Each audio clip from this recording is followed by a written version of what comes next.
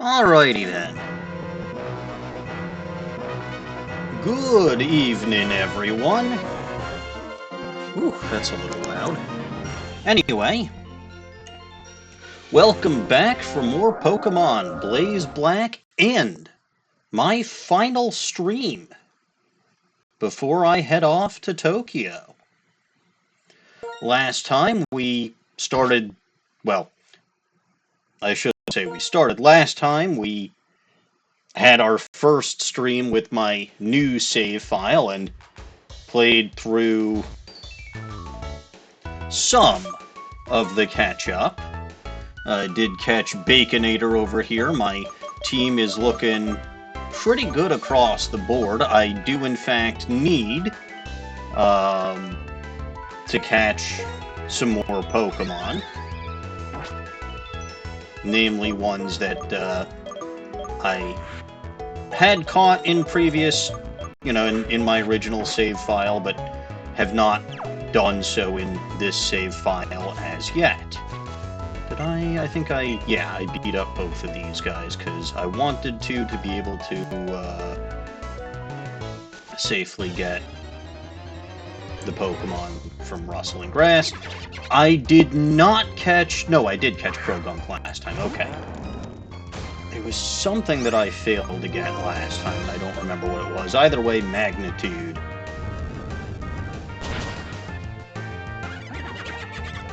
Very good. Do remember, Baconator is not a fighting type in this game.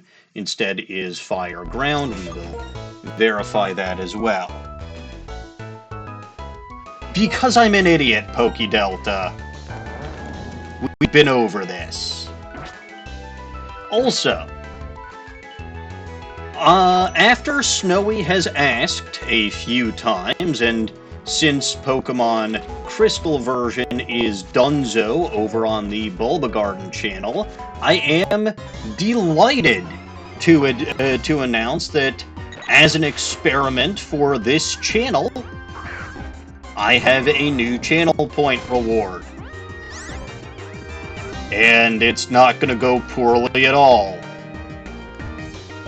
Right?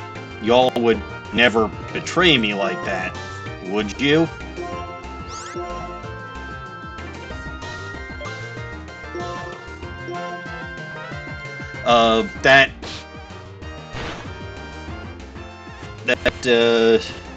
Well, I suppose I could demonstrate what the new channel point reward is, or you enterprising individuals can find it yourselves.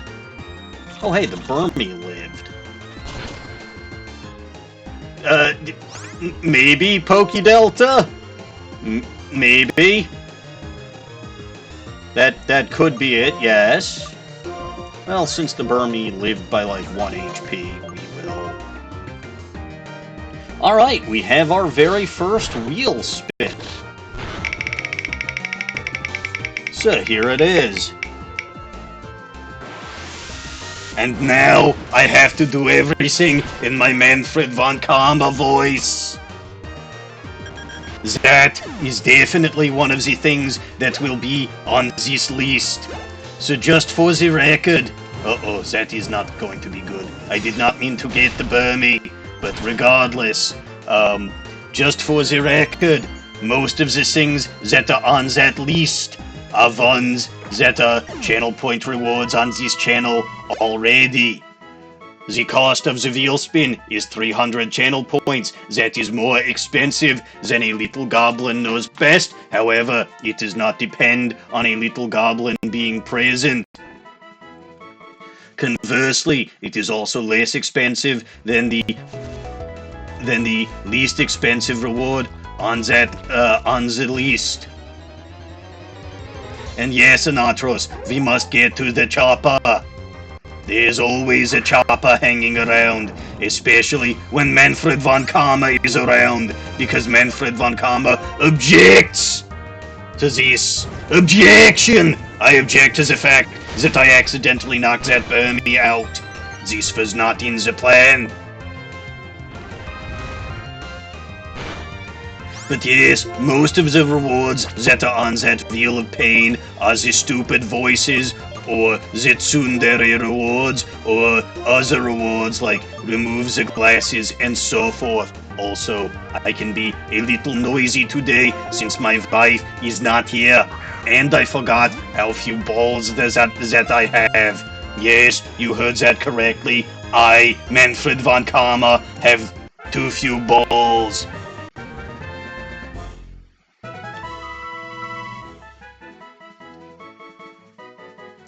The other thing to note about tonight in particular is that my wife is not here. My wife is actually out of town for Thanksgiving because she is going to visit her family. So therefore, I can actually be pretty noisy if I need to be.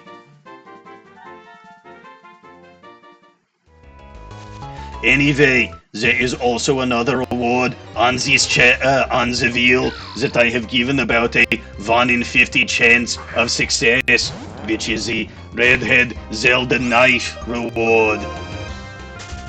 Normally, that is 25,000 channel point rewards, channel points. However, if you spin that on this wheel, it will be pretty funny because I will have to play the game upside down with no glasses, with no left hand, and I will also have to do a stupid voice and sing and praise either Melly or Kilometers Losses Edgeworth. It is basically a combo platter that is all in one. But the odds are relatively low.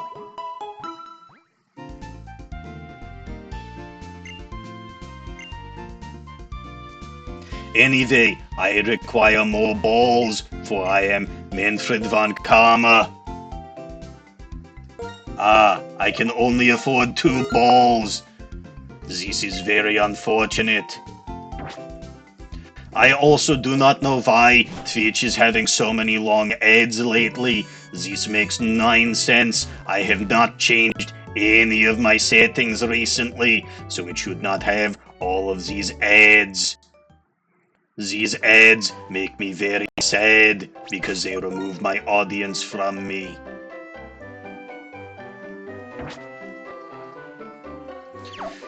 Anyway, there are 2 Pokemon that I wish to catch down in the extra dark grass. Those Pokemon would be Bert and Annie, aka Throw and Stalk. Or I should say, Stalk and Throw. I do not believe this Krogunk can repel firepower of that magnitude.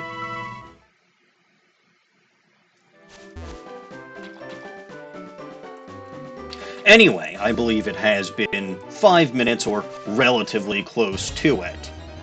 So yeah, wheel spins. They are now a thing on this channel. I am delighted to have them here because I do enjoy some chaos, and I will also point out that in the absence of little goblins, it does sometimes feel like things can get a little stale here.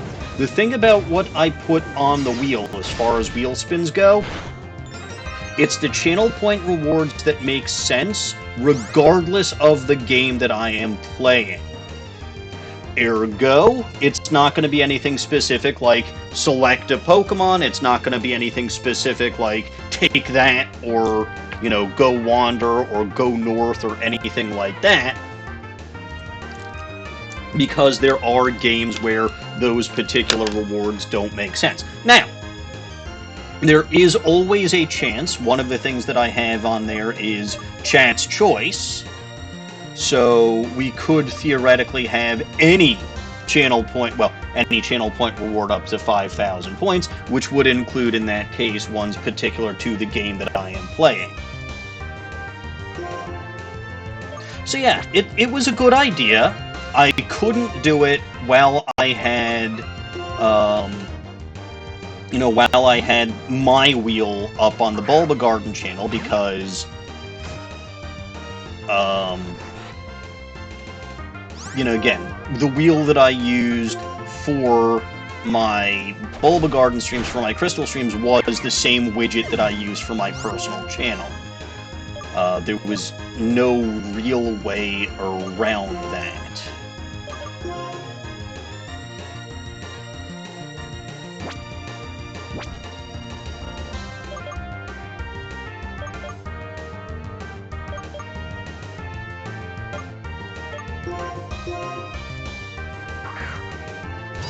So yeah, I hope you all have fun with that reward. I hope you all have fun on this channel in general. I am a little sad that it's going to be a bit before my next stream in general. Well, I'm not sad for the reason why it's going to be a little while until my next stream, because holy fuck, I have been so excited this whole damn week. I'm not even kidding. Like, I am off the walls level excited.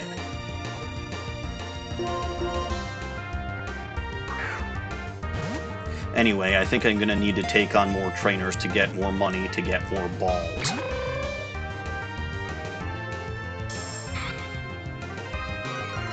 Which is unfortunate.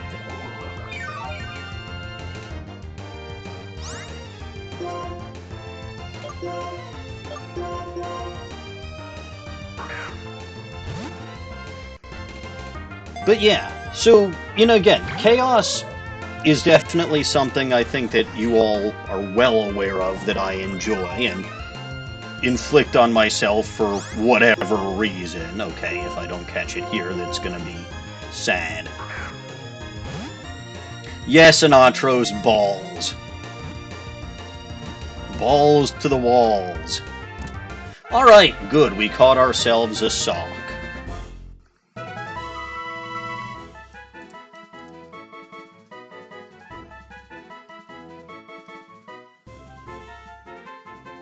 And we are going to give this thing a nickname. Yes. This nickname is from the previous save file, because we couldn't decide whether it was going to be pineapple or banana, so we invented a new fruit, the pine banana.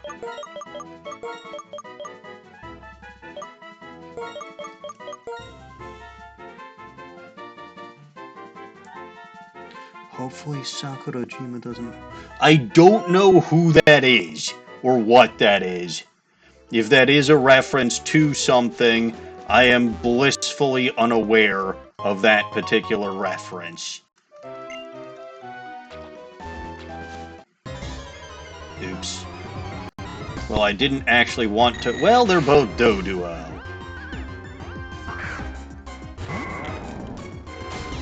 Which is... fine, whatever. I might have... Well, actually, I don't think I have a Pokeball left. You can Shockwave the lower level one.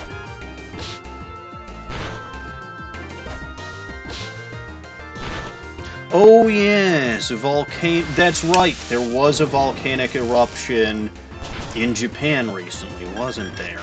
There was also a... Man, volcanoes are kind of going nuts this month, aren't they? That's a little bit disconcerting, but you know what? It is what it is. I will somehow manage. Maybe.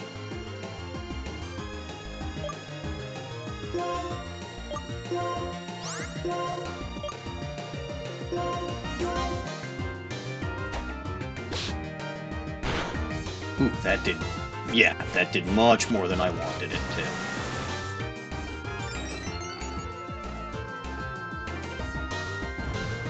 I was hoping to get a Mango the Mangler before, well, I'm stuck using Pokeballs that I'd rather not, but sure, let's catch a bird and a dive ball. I will say, it baffles the mind that nest balls aren't good for catching birds.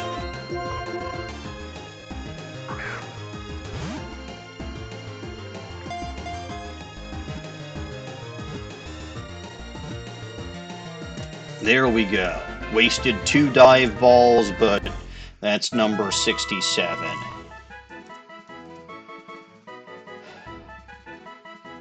Those starters took way too many Pokeballs to catch. They really did.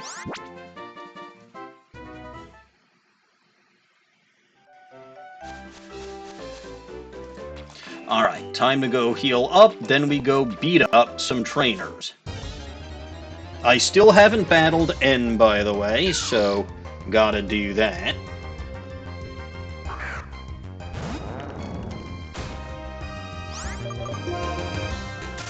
Run away from the water type, Baconator.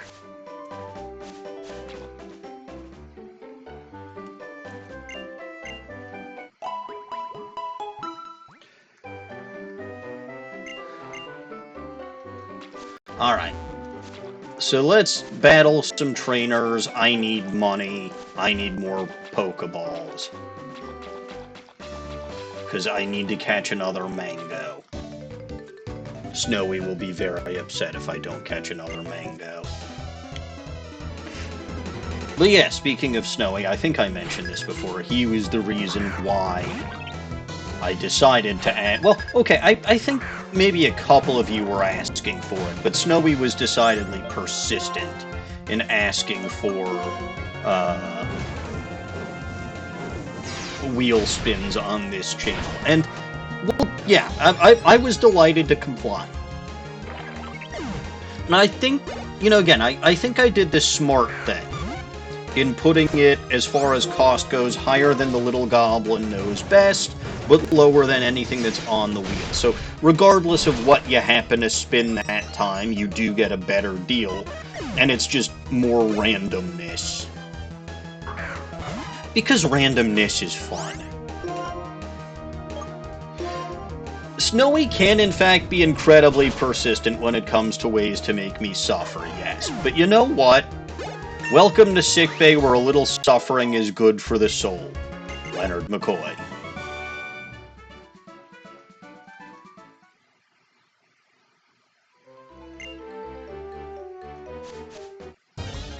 Anyway, Baconator's almost caught up to the rest of the team. Metatite. I did catch one of those, yes.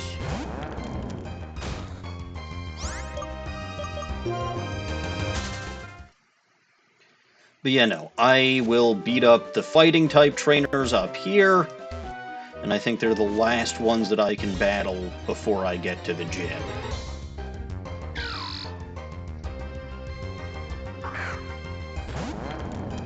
Well, before I get to N and then the gym. So we are making progress and catching up to where I had been. It's just a little unfortunate that I haven't been able to catch myself a Mango yet. But I will. I absolutely will. And if I need to, like, odd-no grind it, I will odd-no grind it. Aha, you fail.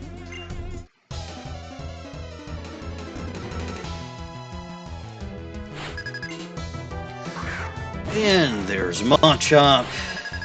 Again, very, very competently leveled. That is something nice about this game, is that the Pokemon that you fight are competently leveled.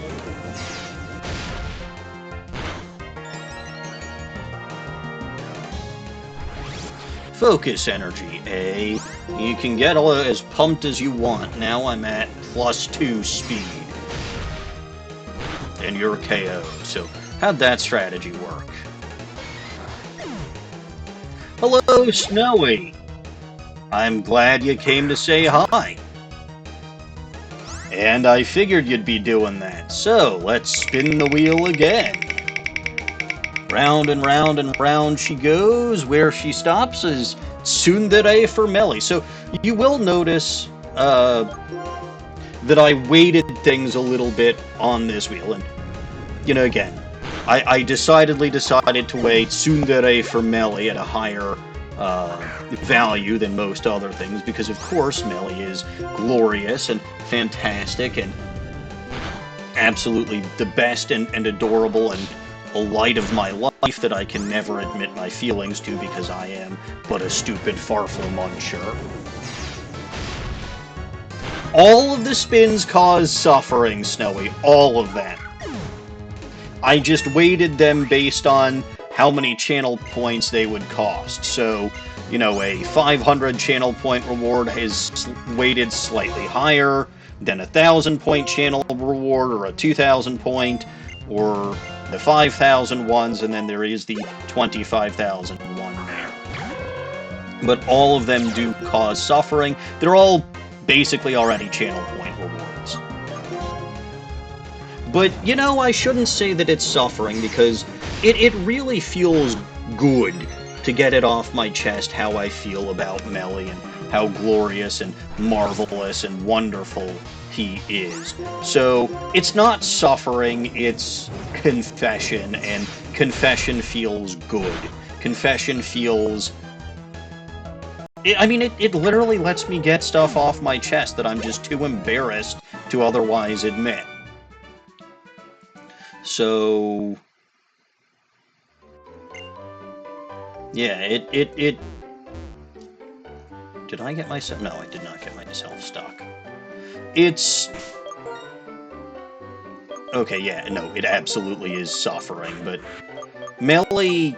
It's suffering because I can't bear to express my feelings, because... well, of course Melly would have beaten the game by now. Have you seen how high level his Pokemon are? Good lord, he is obviously one of the most competent battles.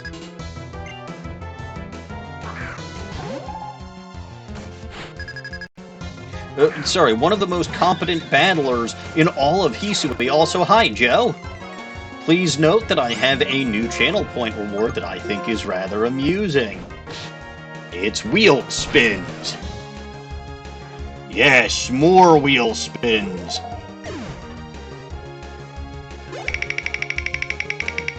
Oops. Let me actually see what it spins. Oh good, I now have to farfel munch again. I swear, this wheel is not biased towards the farfel munching. There are the other voices that I have on this channel, on this wheel, including the Canadian accent. I will be Japaning on Friday, Joe. That is coming up very soon. This is my last stream for a few weeks before I go off to Japan and finally get to meet my beloved Melly.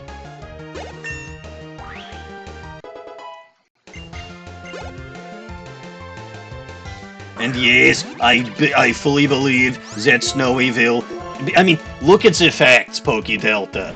Snowy spams Little Goblin knows best whenever Little Goblins are around.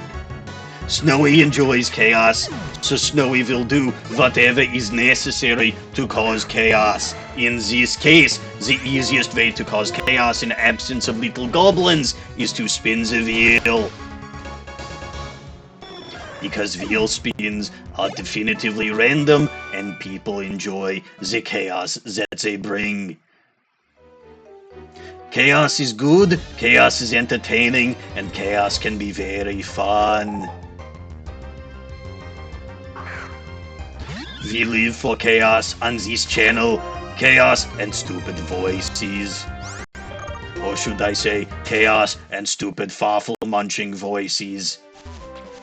Though not all of the voices are stupid farfel munching voices.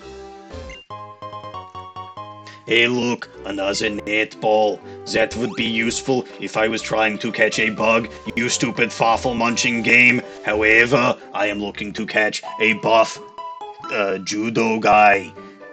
Netballs do not help with buff judo guys. This is ridiculous. And here comes another wheel spin.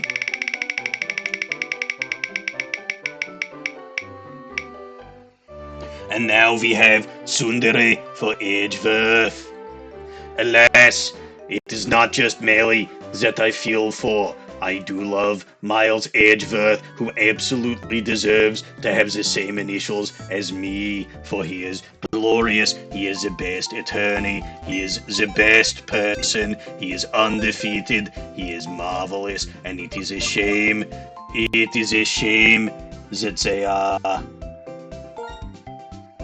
that they have removed him from other Ace Attorney games. It seems like he is not going to be an Apollo Justice at all, and this is fun. And this is very bad decision. I do not know what stupid farfel muncher decided that this was a good idea. Hello Normans, and welcome to Chaos, because I now have wheel spins on this channel, as everyone was as Snowy was asking for. That is why I have to do multiple stupid things at the same time. This will definitely not be bad for my voice. Also, like a stupid farfel muncher, I forgot to buy Pokeballs while I was in the mart. Edgeworth would not have forgotten to do something like that because Edgeworth is an intelligent person, unlike me.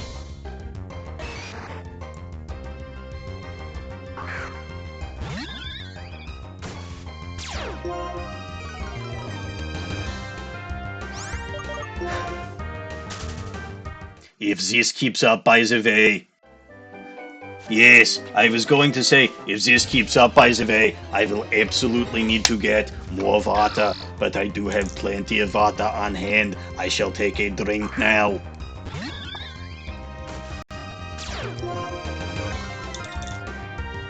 My beloved Edgeworth would not want me to get dehydrated or have my stupid voices cause me harm, as I am trying to entertain. Anyway, since I forgot to do what I was going to do in the first place, what I shall do— oh look, a stupid ladybug.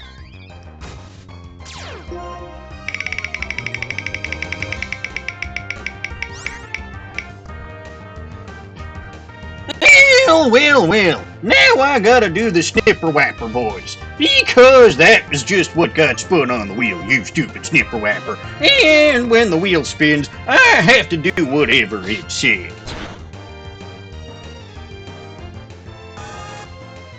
Oh, Joe, I don't want you to get the wrong idea. I really don't like those stupid snipper whappers. In point of fact, they both are horrible people that I don't want anything to do with. Now, as far as my wife goes, I will also point out, so like I mentioned, she's out of town right now. She went to go visit her family, and her and my mother-in-law left Tuesday morning. So I haven't seen her in a couple of days already, which is driving me batty. It's very sad.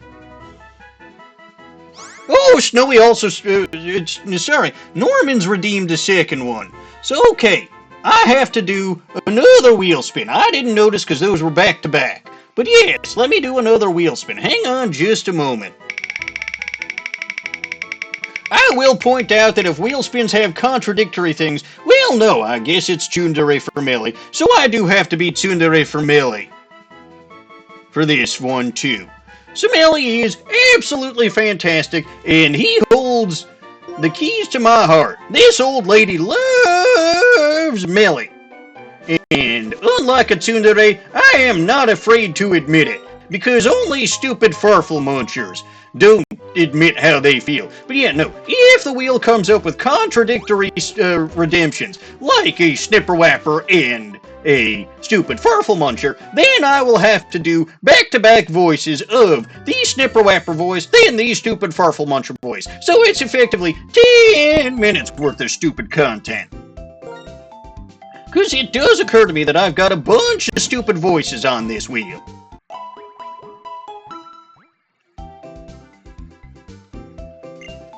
But yes, this is my story and I am sticking to it. No matter what I say any other time. Oh good, I can afford a couple more Great Balls and a Pokeball.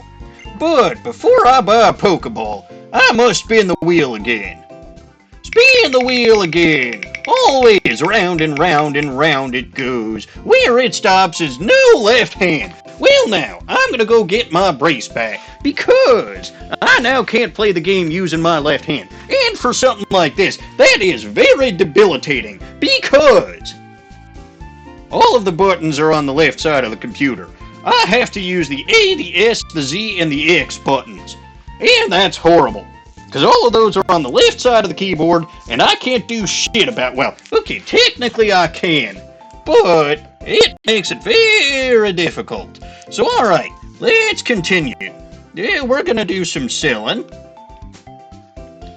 And we're gonna sell a star piece. This is gonna go very slowly, and I hope I don't accidentally sell something that I don't want to sell. Because that would be very bad. That would make me the stupid farfel muncher. I will also say something like Upside Down's probably not going to be quite as debilitating for a game like this. Just because it's a little difficult for me to actually do Upside Downing. However, like I said, the no left hand actually will be very debilitating, so you take the bad with the good.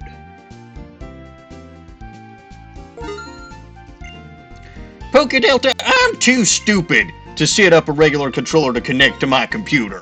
I don't know how to do that. I'm an old bag. I don't know how any of this shit works.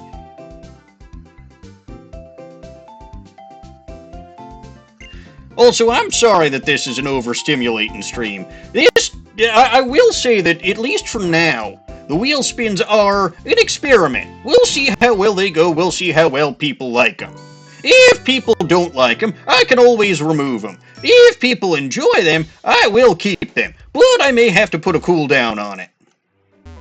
Although, where's the fun in that? Because a lot of part of the fun of this stupid wheel spinning is the fact that it could be done multiple at a time. If you have to have a limit on chaos, is it really chaos? Who knows? I know who knows. Edgeworth knows. Not Edgeworth, Millie knows. That glorious person who has much more powerful Pokemon than me, and I completely forgot that I'm supposed to do that. I've lost track of what I'm supposed to do and when. Yeah, who said Shakespeare was dead? Shakespeare's been dead for a long time. I, old bag, witnessed Shakespeare die, because nobody knows just how old I am. The court record refuses to tell you. And it doesn't matter how old I am, you stupid snipperwapper. You respect your elders. Just like I respect Melly. Because Melly always deserves respect. Oh, good. I found another beast lad. But more importantly, at least for me right now, I found a mango. I need to catch the mango. Catch the mango! Catch the mango! Melly would have already caught the mango by now. I am such a stupid farfel muncher. I will wing attack that Dunsparce, because I already caught one. I do like me some Beast Lad. I really do. Alas, though, I don't need more than one. Not for my catching spree.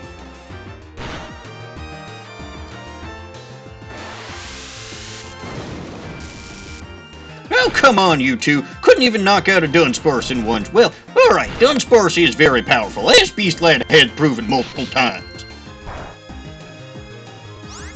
But it is still a little bit upsetting that you two couldn't knock out a Dunsparce in one round. That just is what it is, though. Melly could have dealt with that Dunsparce in one shot, because even my most powerful Pokemon, Beast Lad, would stand no chance against the great and powerful Melly. Just like Oz, the great and powerful. You all know who the Oz, the great and powerful is, right?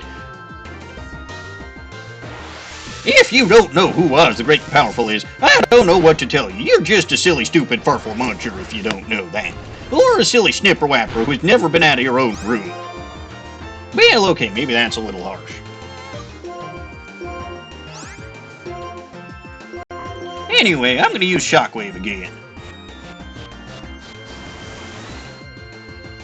Also, PokeDelta, I don't have any USB ports available on my laptop at the moment. Now, technically speaking, am I using my streaming system right, or not my capture card right now? No, but I also feel like if I disconnect that, I will never be able to reconnect it, and shit will go sideways, and I won't be, next time I stream on my Switch, everything will go wrong, because that has happened before, where I've done literally nothing to change anything, other than connect and then disconnect and reconnect stuff, and it just doesn't work. Whew. I need another drink of water, you silly snooper whappers. Oh my god, this is so much fun.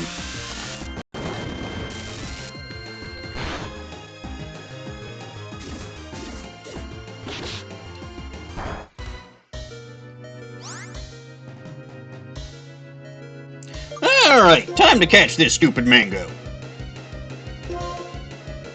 have a great ball to your face there, buddy. This ball is great. But not as great as Millie.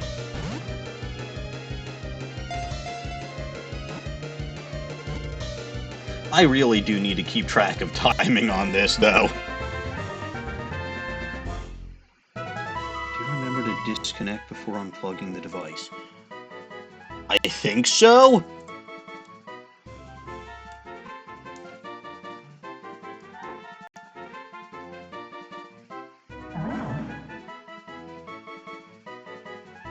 PokeDelta, I'm stupid.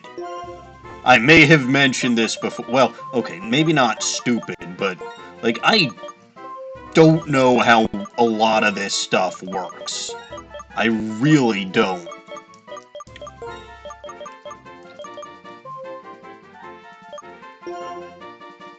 Like, disconnect is using that, the whatchamacallit thing, right? Where you click on it and you say it's now safe to disconnect from such and such device.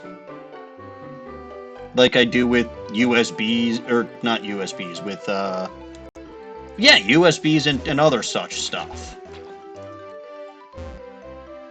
So, yeah, I tend to do that.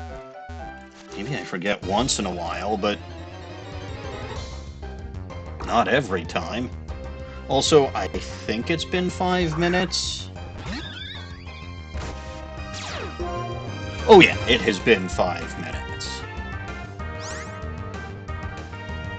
So I can take this thing off my hand.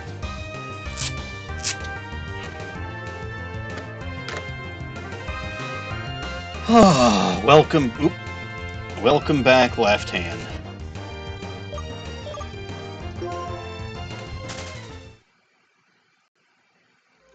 I also find it stupid that, like, most computers don't come with at least 4 USB ports. Like, I've only got 3 on my computer. Right now, one of them's got the dongle for my headset. Another one's got my capture card, and what does the third one have? What is this connected to? I don't know what the third one is connected to. I am terrified to unplug it and find out.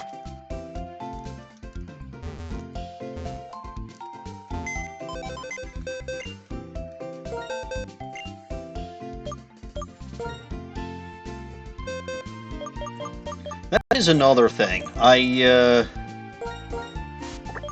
have a black belt on either of these guys? No. So I got lucky with that in the previous save file, where I had a black belt on both of them. Alas, that is not the case here. But okay, Mango the Mangler has returned to Death Battle. Look at my list of devices. I will take care of that probably after my stream today. I don't want to go messing with anything while I'm streaming. That's just going to lead to bad things happening. Probably.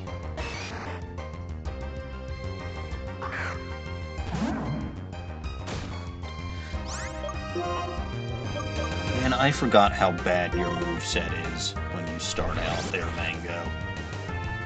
But that's alright. You get some good moves in a couple of levels. Also, what ability do you have?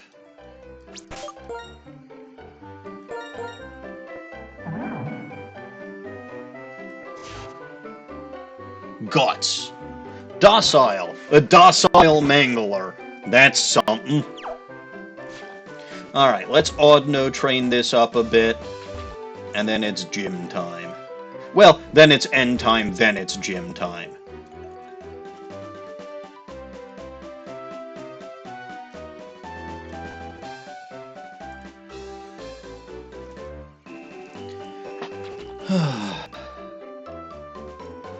Then I need to go to Pinwheel Forest and catch myself a Murkrow, and, well, a Prankster Murkrow, I should say, and a Venipede.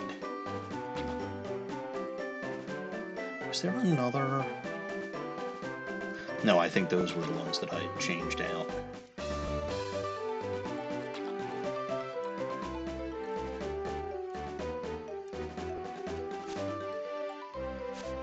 The team, at the moment, looks like this, Normans. We've got Mango the Mangler, level 18,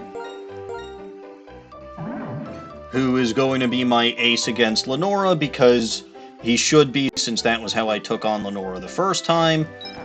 We've got Baconator, the Pig Knight, which is Fire Ground in this, level 20, but almost 21. Alberta the Servine, level 21. Judge Dredd, the Panpour, level 21. Guard Maiden, the Curlia, level 21. And Kasha, the Star Raptor, level 22. It's a solid team. Mango needs a level or two. Ah, I see that. Hang on.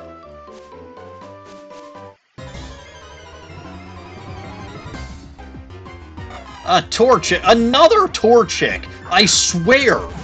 If I'm remembering from last week, I found... Yeah, well, it so happened... So, again, I will admit that this time I reset because the first couple of Snivies that I had Overgrow and not Contrary, and I really wanted Contrary. It just so happened that in this save file, the first Snivy that I got with Contrary was female. And I was like, you know what? Good deal.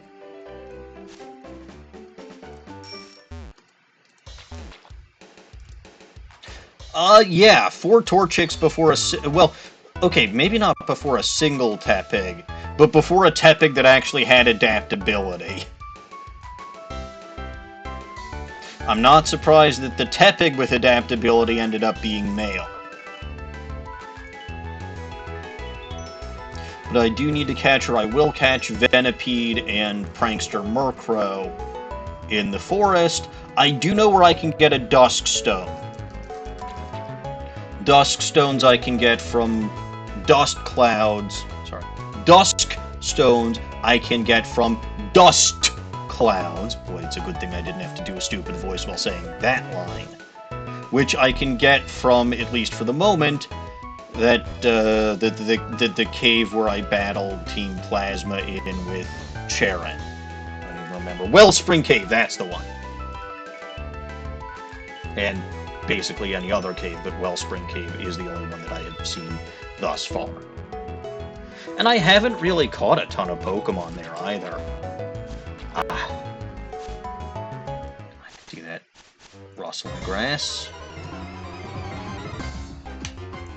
Hey, look, another Tepig. There's still one fire starter that I haven't caught, and I don't remember. I think it's Cyndaquil. Yeah, it's Cyndaquil. Because obviously Torchic, Charmander gave me a pain in the ass, Chimchar I've got, Emboar, Tepig I've got. So yeah, it would have to be Cyndaquil that I don't have. And if I happen to find, I mean, not that I will use it for the team, but if I happen to find a Cyndaquil, this is a catch-em-all run.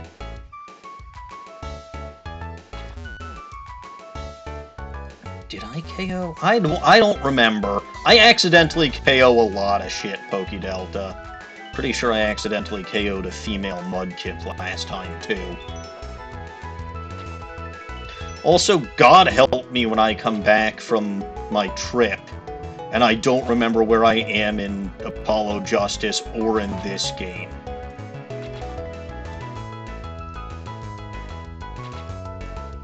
But honestly, I'm not looking for starters. I'm not looking for anything rare in the rustling grass at the moment. I want the Audino. I want what theoretically has a 50% chance of showing up.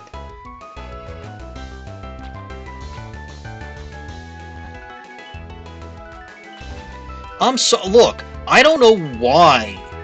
Because I didn't fucking change any of the ad settings on this. I did not. I don't touch them. Well, after I checked to see if they were as non-obtrusive as allegedly possible, and I'm really doubting that is a thing. Another Tepig. Okay, now I'm finding all the Tepigs, but I have one already. And I like Baconator, but I don't need... Well, okay, the guy who keeps kosher saying I like Baconator. Yeah, that'll go over well. I don't need a second Baconator unless it happens to be shiny. Twitch does make its own decisions, and it doesn't even reimburse me much for those decisions. I saw that I need to get... I don't know how, but I need to get... I need to get, What's-its? Audio notifications for this thing. For when channel points are redeemed. In the meantime though, it's time for Curse Me Kilts, so I must do my stupid Scottish accent instead of my stupid German accent. Those Germans, they have no idea how to talk. They are just silly. They are ridiculous people. But we Scottish, we really know a thing or two about whiskey. Specifically Scotch, it is the best drink. We also know about bagpipes and kilts, and really, there is nothing else worth knowing about. If you didn't know about Scotch, and about bagpipes, and about kilts, I didn't know what you're doing with your life there, laddie. Ugh, this little preschooler was getting in my way. That dunna be a smart thing to do there, laddie. That dunna be a smart thing to do at all there. Aye, there'd be more rustling grass down there, oop, but I didn't be able to get to it because I encountered the new one. A lot of things would be nice there, Snowy. Getting channel points for odds would be definitely something that would potentially be nice. Alas, though, it would sort of defeat the purpose of odds.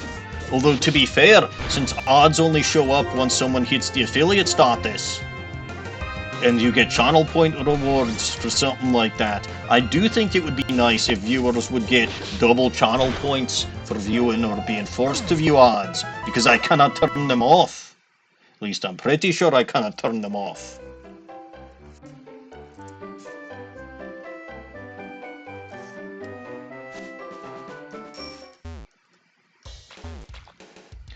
It'd be one thing if I actually saw some revenue from the odds, although to be fair, I didn't have a lot of viewers. At least not a lot of...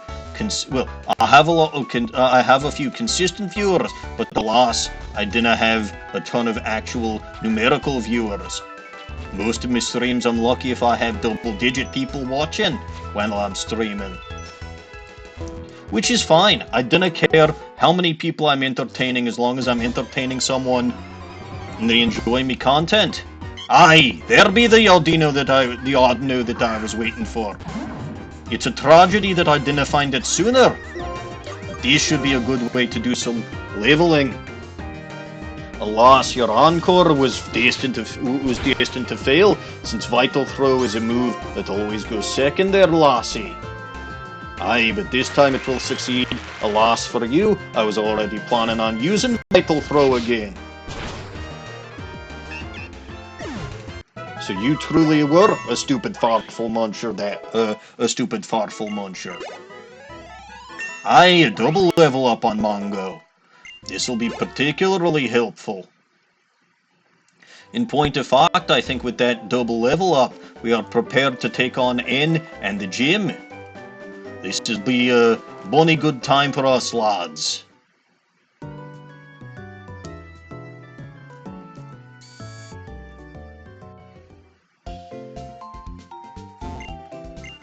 Aye, let us heal up at the Pokemon Center.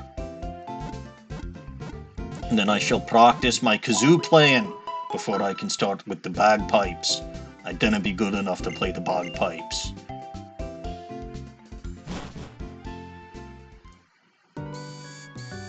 And the kazoo is a rather funny instrument. But here, we will battle that in character, because I didn't battle him last time. Hello there, you intruder. How did you get in? Intruder window. Aye. I dinna say your dialogue because you bore me there, laddie. Let's just get to battling. Aye, Drillbur and Bronzor. I forgot that this was a double battle there. But Baconator's gonna be particularly helpful.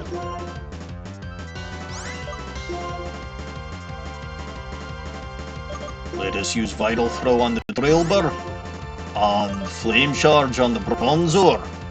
Bronzor might have Levitate. In fact, Bronzor probably does have Levitate. Aye, good job there, Baconator. Baconator, Baconate him!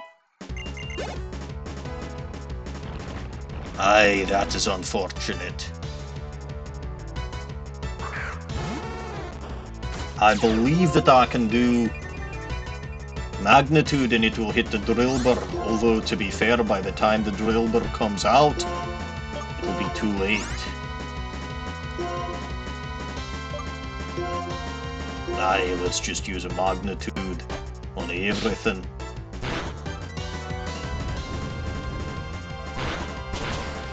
See, of course that still hit the Drillbur.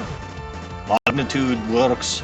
Magnitude and Earthquake work even if you've dug, you stupid daft man. Aye, there be a water type. That is a very scary prospect, although I don't know why you used the Zoroa now. That was a stupid time to use the Zoroa.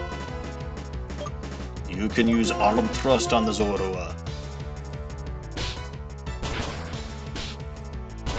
Aye, that's the ticket. I didn't bully the Vulpix! I simply defeated it at the same time as I defeated the Drillbur!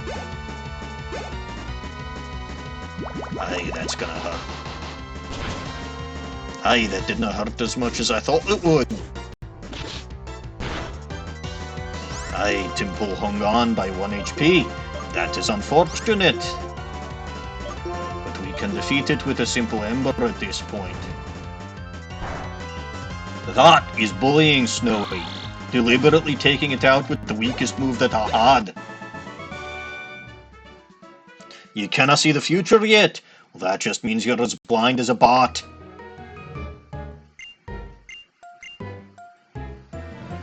Alright, where are we at as far as time? Yeah, it's been 5 minutes. I really need to keep better track of this.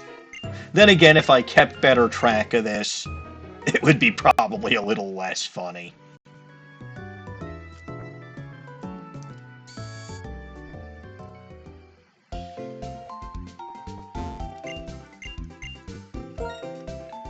XD and Coliseum are going to be on the GameCube Switch expansion. So I'll be able to play Coliseum and XD on my Switch? The Switch 1, Normand. Not the piece of crap known as the Switch 2.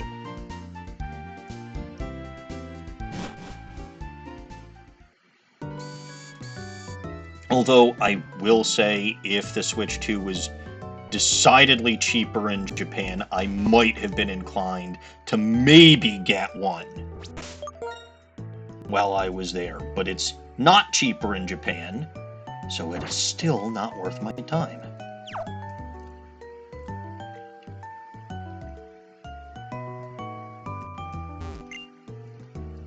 I know it's not worth the price tag when my Nintendo Switch works perfectly well.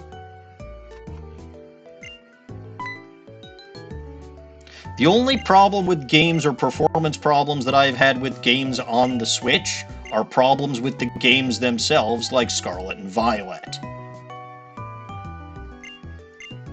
Do things run perfectly? No, things don't run perfectly on anything, even PC. At some point, you just have to say, this is my line in the sand. I refuse to go any further because you're charging me too much and I don't fucking feel like it.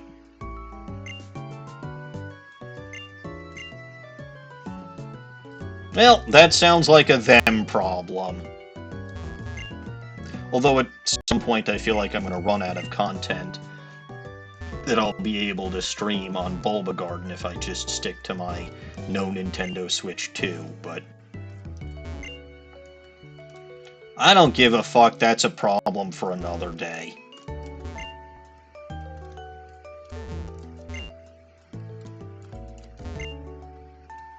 I will only buy the Switch 2 if it's on ultra mega sale and maybe sold for about half of its retail price.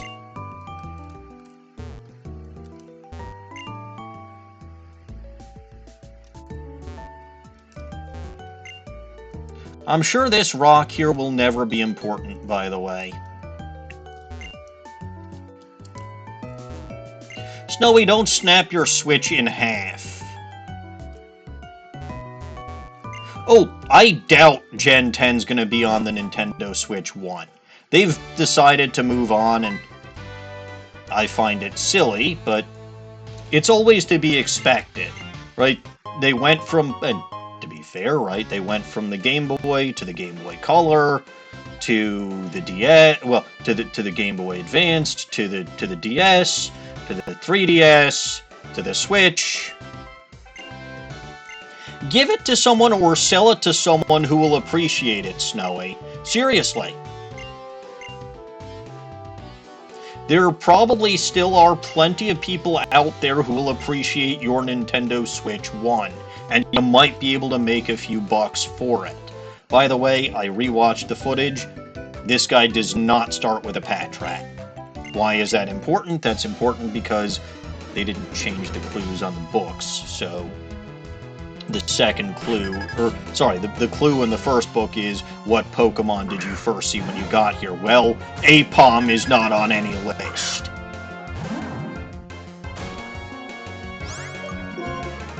But no, seriously, people will pay, not for everything, mind you, but how I ended up with most of the souvenir money that I have for Japan, which is about $1,000, was selling Lego sets, either ones that I had purchased and for whatever reason won't be able to build because I don't have the room in my house, or ones that I just didn't want anymore, like most of my Star Wars sequel sets that I have built.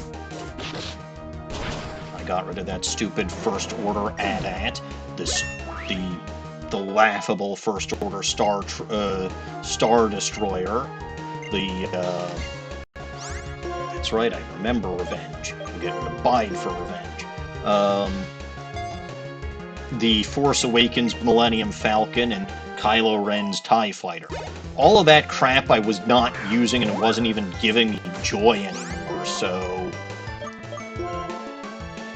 You know, if I could... Maybe I didn't make back the money that I originally spent on it, but I did get something out of those sets, right? I at least got the building experience out of it. I got the display enjoyment out of it while I was still enjoying them. So, okay. I sold them now, and I got some money that I wouldn't have had otherwise. No, it's too new. It's way too new for the Switch 2 to have those... Because, correct me if I'm wrong, I'm pretty sure that piece of crap came out this year.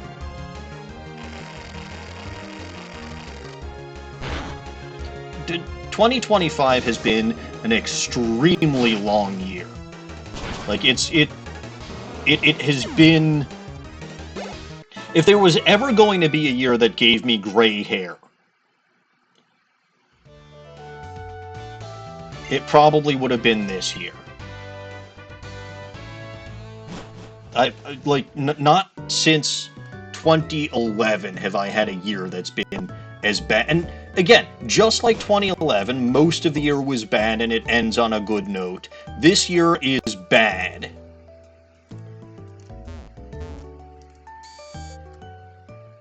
Yes, Snowy. The Switch 1 came out in 16 or 17.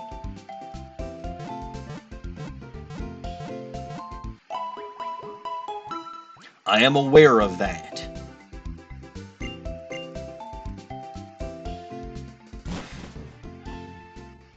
And I didn't get one until 2020. Because I never do. And I will likely fall into a similar camp with the Switch 2. Right, I'll probably grumblingly get one in, like, 2030 or something.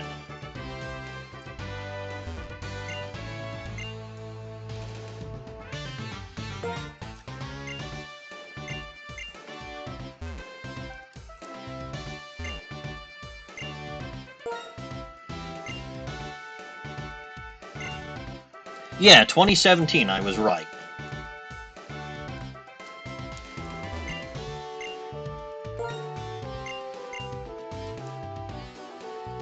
Anyway,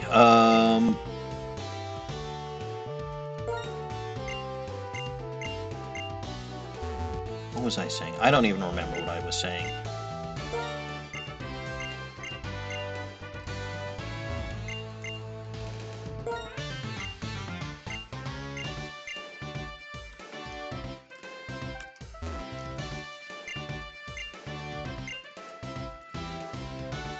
Snowy, do you remember what I was saying? I honestly do not remember. Too busy reading books. At least I'm reading the books and not eating books.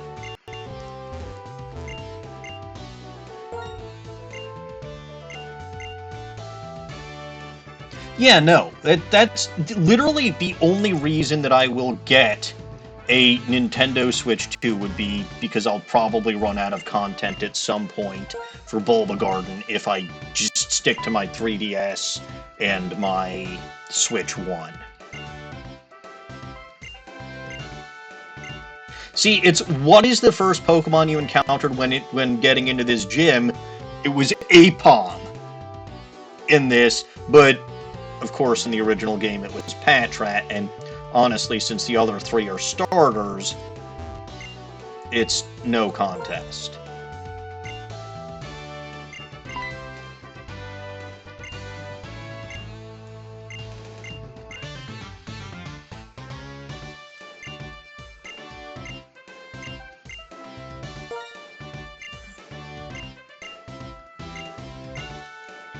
But yeah, no, that's... So at some point, I don't know when, but I'm hoping that whenever I get it, it's at least for half off, because I didn't get a Switch until I could get it for, like, half off. In fact, I'm pretty sure the first Switch that I had, I basically just paid sales tax for it. Maybe it was the second Switch that I had? I honestly don't remember.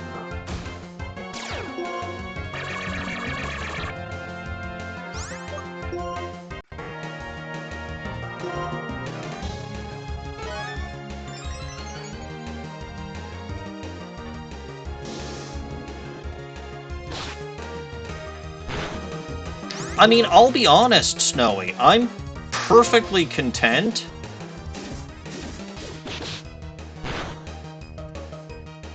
playing or replaying a lot of the games that I already have on my Switch or my DS or anything like that. Like, I'm perfectly fine with it. So if I was just, if I was just playing games to entertain myself, or if I was just streaming on this channel. Yeah, I remember Aeroblast. I remember that it's weaker than you think. Because I remember my original reaction to that fucking thing having Aeroblast. I was like, whoa! Like, I was freaked out for like a second, and then I was like, oh yeah, it's Smeargle.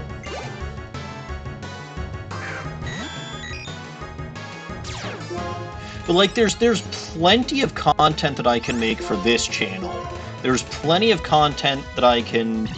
Well, okay, I don't know if there's plenty of content that I can make for the Bulba... But, like, there's still content that I can have for the Bulba Garden channel, and there's plenty of ways for me to entertain myself on my own time. I don't need a Switch 2 for myself. I really don't.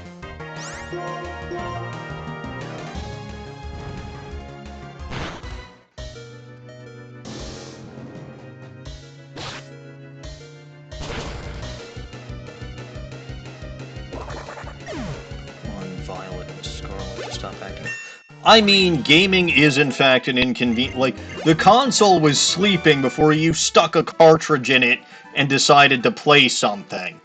How dare you inconvenience the console?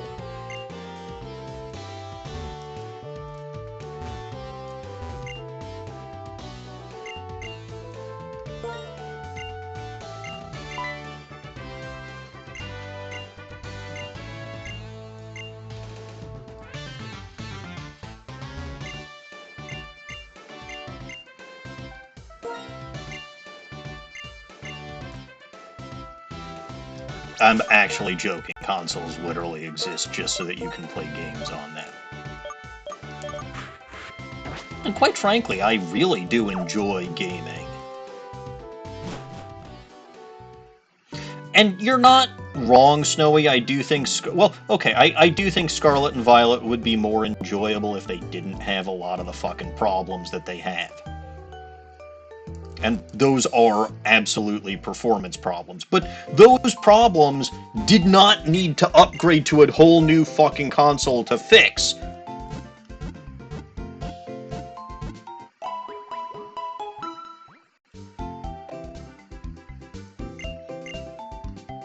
Right? You should have just had an extra year of development for Scarlet and Violet. We've been over this. That is my opinion. That will continue to be my opinion.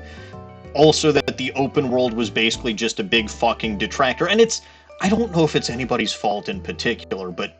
Like, again, I think trying to jump on the open world bandwagon meant that they had to do something they weren't used to, and it took away resources and cost resources, and... You know, again, every single thing I think that's wrong with Scarlet and Violet performance-wise can be traced back to the open world. Either directly because, you know, it's causing some of the bugs, or indirectly because trying to program it and get everything down and make it run at least passably took away from the possibility, or took away from the development time towards potentially fixing problems.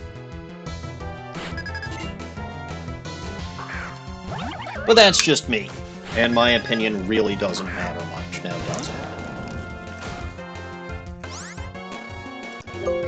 Oops.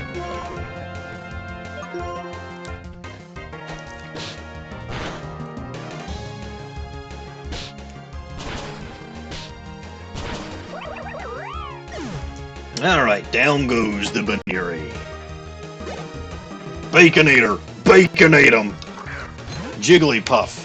Not normal fairy in this game, just normal. I will say, Snowy, I have not had a problem, and this is, I mean, it's another reason why I never really want to snag a console in its first run. I have not had a problem with my Switch and drifting, or a problem with the Joy-Con at all. Maybe I'm just lucky. Some people would argue that I am lucky. In fact, I'm sure many people out there would argue that I am lucky. I don't know who those people would be, but there are those who would say this. But again, I think waiting a few years between when the Switch allowed them to at least start releasing Switches that had fixes to the problem. Oh good, your cat's watching the stream. Does your cat have any requests for stupid voices? That's the other thing, Snowy, is they fucked themselves over on that, trying to do Legends, right, trying to develop two games at once. And again, it baffles me. It baffles me.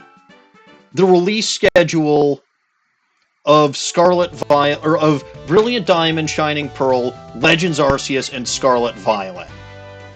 It really does.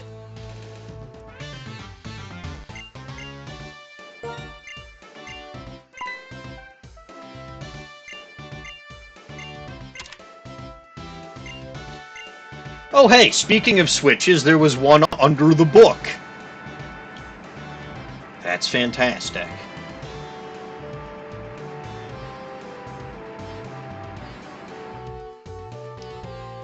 Alright, gonna go heal up.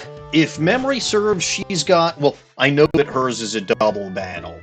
And she's got double intimidate up front. I see that bot. I shall deletify it. I almost accidentally deletified Snowy because he posted a message just as I was selecting the bot. I know that BDSP wasn't Game Freak, right? I'm not stupid. I know that that was Ilka.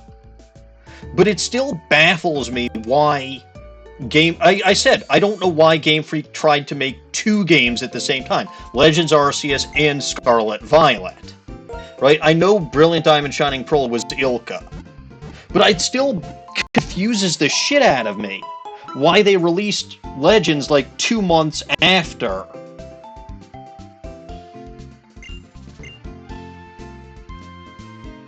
Snowy, that is something that I'm considering.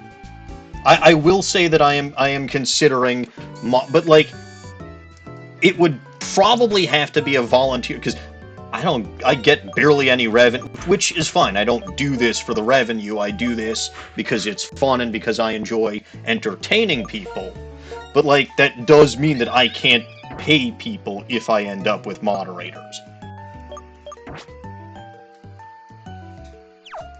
Anyway, I am going to take a quick break. Please, by all means, enjoy this conversation. It's a good conversation. And I will return shortly. I need to grab some more water. I need to, well, because I've been drinking a lot of water, I also need to stop by the restroom. So I will return shortly.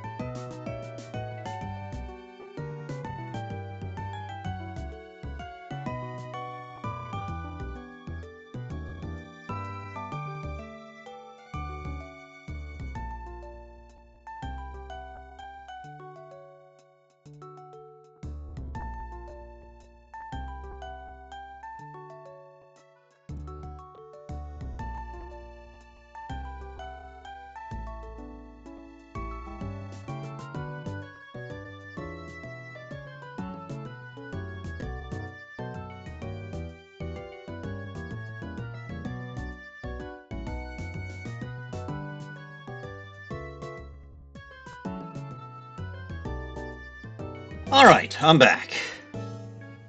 And Snowy, I really do appreciate the offer. Let's talk about this when I return from Tokyo. Right now, I mean, first of all, this is my last stream until after my trip, or after I come home from my trip. Also, fun fact, I'll be arriving, so my flight from LA back to Chicago, so just as a reminder, right, on Friday I fly out from Chicago and I land in Tokyo, and then I'm in Tokyo for about 10 days, Saturday, Sunday, Monday, Tuesday, Wednesday, Thursday, Friday, Saturday, Sunday, Monday. I fly out of Tokyo Monday evening, but I'm not coming home. I end up going to Los Angeles for a meeting, a company meeting that we have there literally the week after IREX. So, yeah, my flight home from LA lands at about 11 o'clock p.m., which means because I'm definitively going to have checked luggage, right? I'm not leaving home for about 14, 15 days with just a frickin' carry-on. Certainly not if I'm going to get $1,000 worth of souvenirs. So I probably won't get home until 1 o'clock in the morning from LA. So I don't think that I'll be streaming on Bulba Garden this Sunday immediately after I come home. But we'll see. Like, honestly, this trip is going to be a defining experience in my life. Of that, I have absolutely no doubts. And it's for me, it's literally 2 life dreams in one. Because I'm going to Japan in general, right? And I get to do a little bit of touristy stuff there. But also, IREX itself is huge! Huge! I forgot that I'm contrary. So actually, I get a double attack raise on Alberta. I don't remember if I've even got a physical attack on Alberta. I do not. I also don't remember what your hidden power is. I think it's hidden power around. Twitch sucks for all the ads. It really does. Anyway, concentrate on the hernier.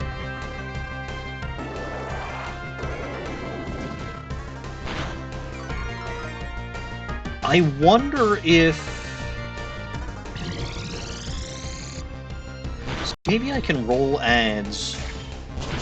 Man, how you surviving by 1 HP? Stop doing that. She's gonna heal. She is absolutely going to heal. Yeah, that went almost up to full again.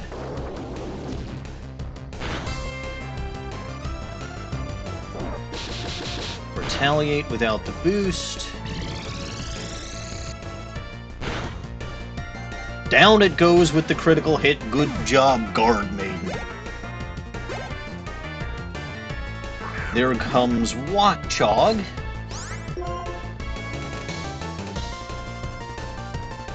Leaf Tornado, the Watchog, and you can Psybeam the Herdier. Oh, that's not great if that Watchog gets off a Retaliate with the Helping Hand. But okay, the accuracy lowering is... alright. I'm confused, but I'm not upset. And Bouffalot. Something's going down to that. Like, almost certainly something is going down to that. But this isn't a Nuzlocke, so... oh, fuck, I forgot that's got Sap Sipper.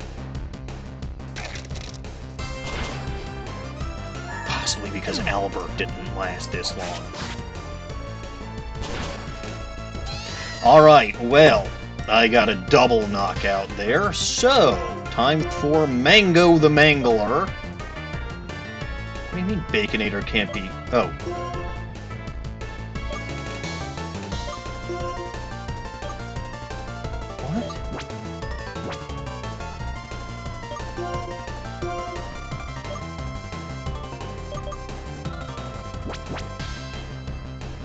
What? What just happened?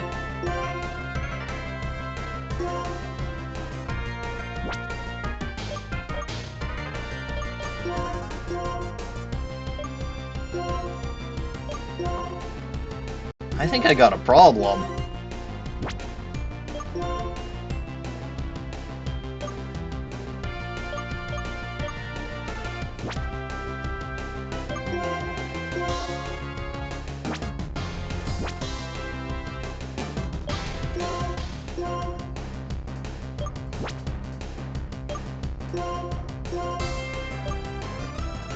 Oh, okay. There we go. That took a little bit longer than I wanted it to. That was, in my defense, that was confusing.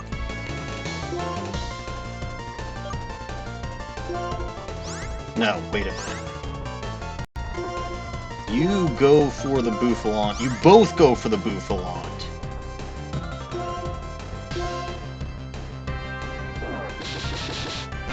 It's not going to do so much, except it will boost revenge.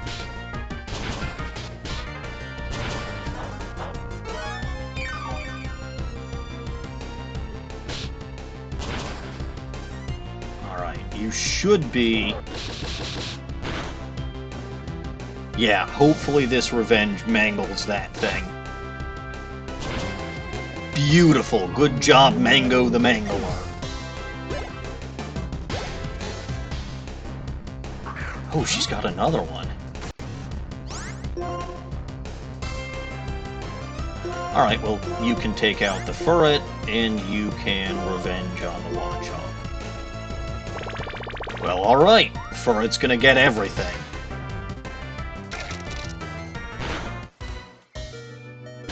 But that's fine. Well, assuming the Furret actually... Okay, it does. If it had hit one more time, this revenge would clobber the Watchog, but oh well, that Furret really got decked in the schnoz. Wait, she has a... Oh right, gym leaders have 6 Pokemon. I'm a stupid. All gym leaders have 6 Pokemon. I just forgot because her 2 most powerful Pokemon were her second 2 to come out. That's... okay, that didn't do so much. Alright, down goes Watchog.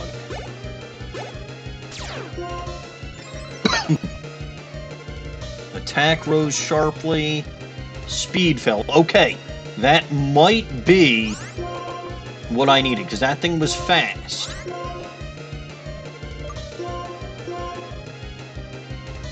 I think we got this, yeah. Alright, good. Second gym defeated. 2 Pokemon fainted. Baconator is now by far the highest level member of the team. And Baconator is, in fact, going to be a permanent team member. Well, semi-permanent team member. Whereas Mango is not.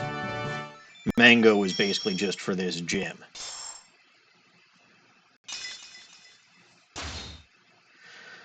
Alright, good. That's Lenora again.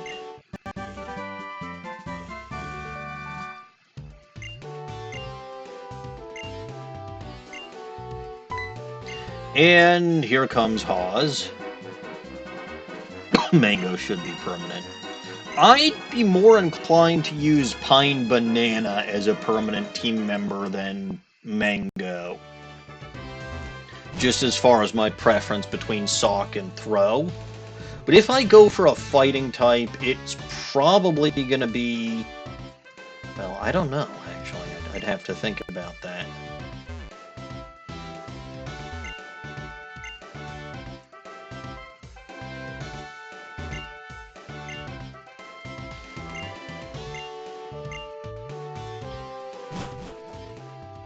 I mean, again, that's the thing about this game. There are so many choices for things that I can use. 649 of them, to be exact.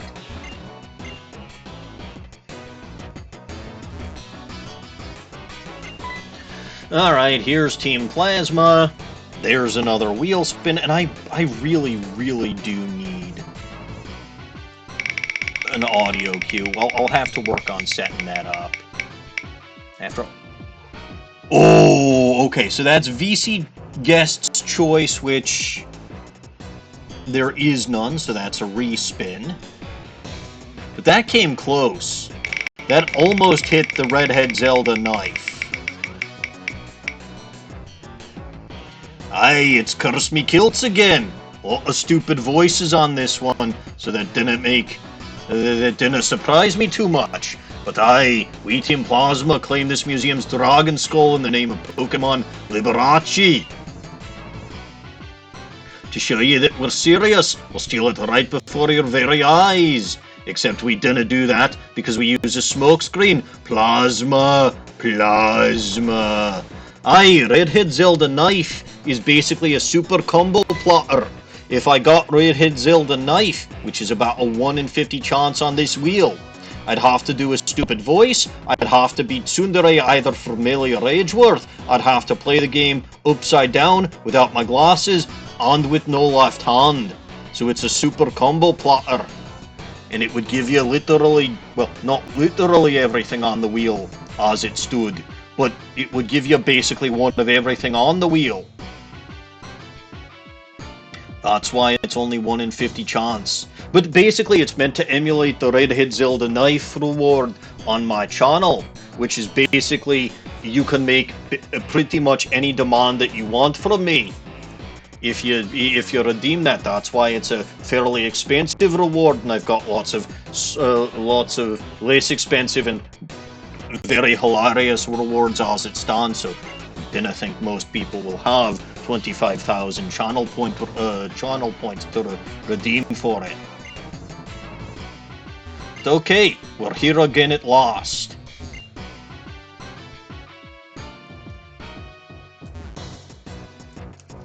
Oh yeah, I forgot that I would also have to sing while praising Melee or Lost as Edgeworth in one of my stupid voices, because even though technically singing and my stupid voices both use my voice, I can do two of them at the same time. I can sing in a stupid accent.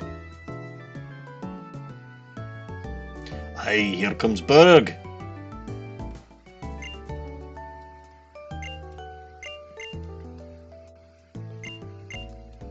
And now we're gonna meet up with Sharon and Bianca. I believe Bianca's gonna give me the dowsing machine, which is an incredibly useful item.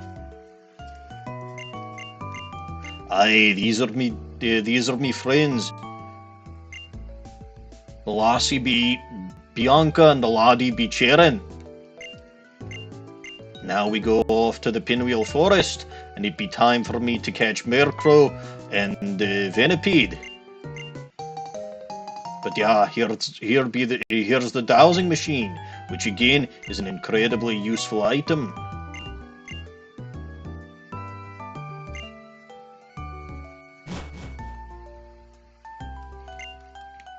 But if I go back into the gym, we'll see Sharon and Bianca hanging out there, and they kinda battle the gym leader because she's busy searching for the school.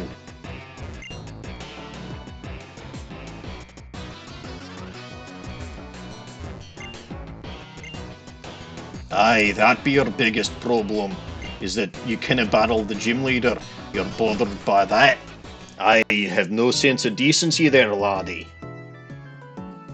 But it's time for me to heal up my team, because I'm damn near out of Pokemon. Or, well, not damn near out of Pokemon, I only lost 2 of them, but still, that'd be a problem.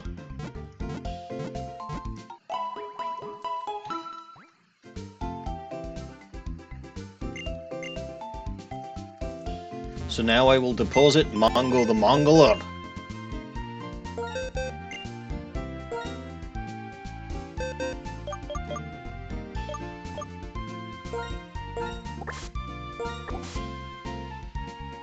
Dinna want to deposit.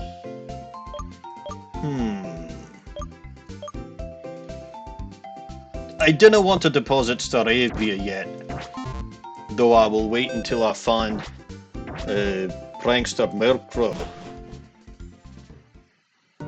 It's a little inconvenient that my Kirlia does not have Trace this time, because with Trace I could see what my opponent's ability was.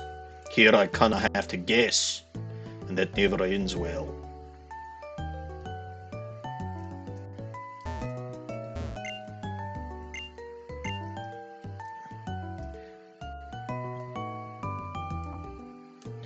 I believe I have at least a decent amount of balls at this time. I could always try to get a few more. Let's see what we got for sale. Because I do have a bit of money now. Didn't know about the great balls. I can buy another netball. There are some... I'll buy 2 netballs. There's some bugs in the forest that I'm gonna want that for. But I think mostly what I want to do is I just want to buy great balls, as many as I can, and then a Pokeball. Aye, that's the ticket, laddie. Now I'm damn near broke again, but they cannot take my money if I have none. That be the strategy. That be the pro strats. Make sure you do as I do, chat. Make sure you do as I do, chat, because that be the smart thing to do. Also, speaking of the smart thing to do, I need to activate my dowsing machine. Aye, let us use, but let us also register. Actually, should have registered first. Now I can use. Aye, there be a hidden item up here.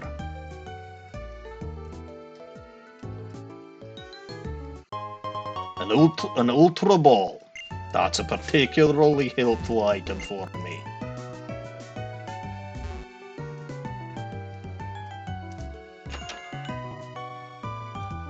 It be Wednesday. Do you have a lemonade for me?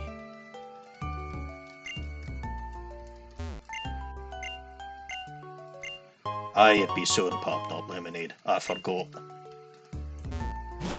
That is the nice thing about streaming on Wednesday, is that I can always get soda pop from that cafe. Anywho, it's time to move on. Also, I'm pretty sure it's been more than 5 minutes, but I honestly don't know. Alright, into the forest we go. Just like Robin Hood. Aye, it's been 5 minutes. And now that we're in the forest, Berg is gonna take the easy way. Oh, he's making me take the hard way. Which one of us is the gym leader again there, laddie? I think you're a Ponzi. As in a Ponzi scheme. Aye, now we have a pair of twins. Yes, I believe this be the team that I want to combine forces to use on those twins.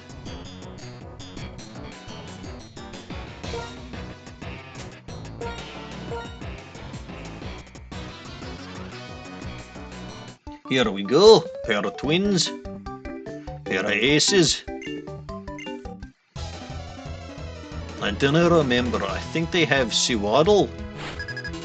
Aye, they actually have 4 Pokemon, Sewaddle and Venipede. Aye, Bug-type Pokemon are no good for Albert. Why am I still talking in the Scottish accent? I verified that it's been 5 minutes.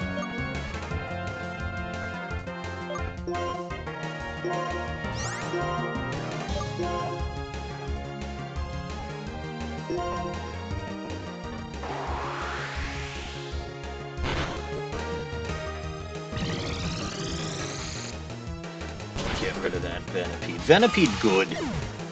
Well, okay, Scolipede good. But like, I will say I really do like a lot of the bug bugs that we've got here. Oh, that's convenient. And let me... Oh, right, you've also got Petalil and Cottony. I remember Dawning was incredulous that Cottony was faster than my Albert. No, it was just...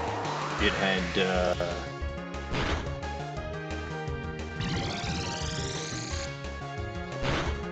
I think it's Prankster. I don't remember. Prankster, yeah. Yeah, it's the ability that makes status moves go first. Magical Leaf. Not particularly helpful here, but such is life.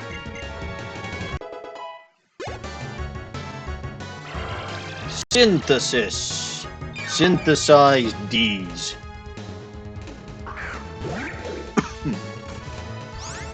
D's what, you say? Well, I'm not going to give you the satisfaction.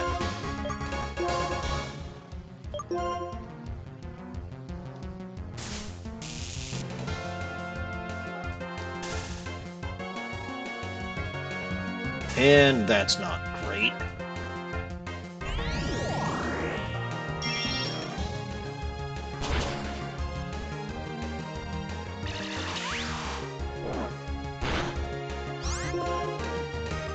Try a Twister and you can Hidden Power the Petalil.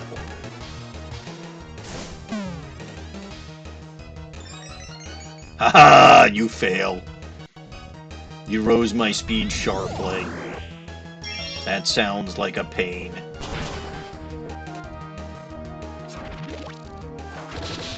Although, yeah, I maintain the paralyzed. Well, that's 2 turns in a row! Curse you, Platypus the Platypus!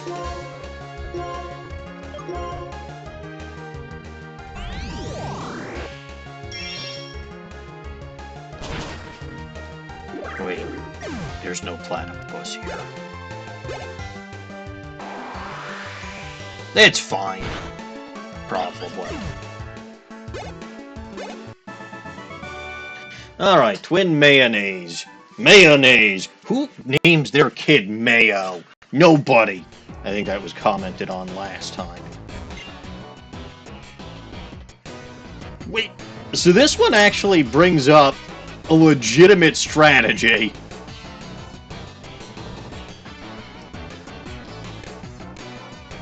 The Twin does not mention that specific... I don't think the Twin mentions that specific strategy in regular Black version. But it's not just floating, right? You can use the air balloon, sure, you could use lava, but like a general flying type works.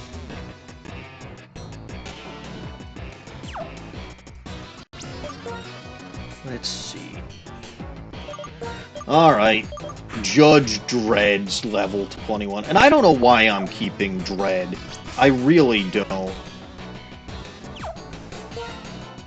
I guess because this monkey isn't as bad as the other monkey, but...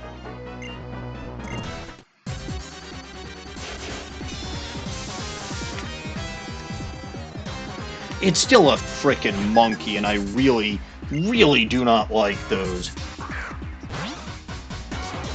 But alright, there's Sandile.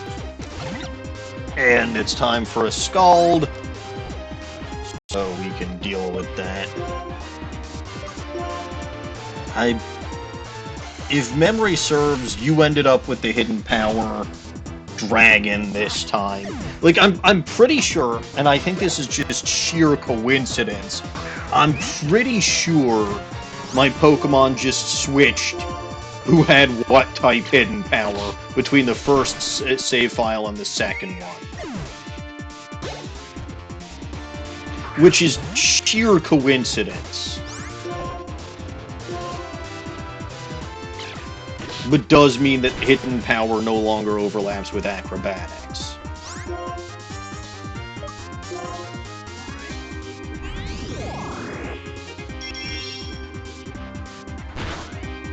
Though honestly, Dragon-type Hidden Power is not fantastic. I mean, the only thing that it's resisted by is Steel, which is, I suppose, there are worse things, but... Alright. I need to find your associates. Well, let me tell you about associates. I have a few of them myself.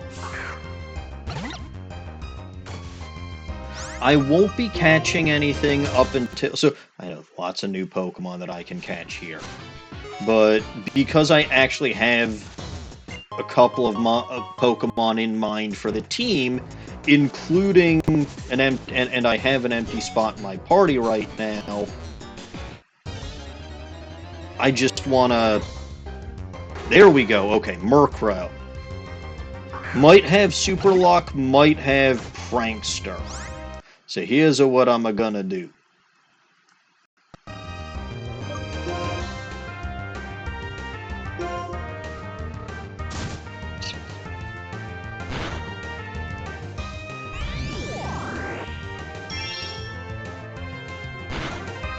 Man, that's awful.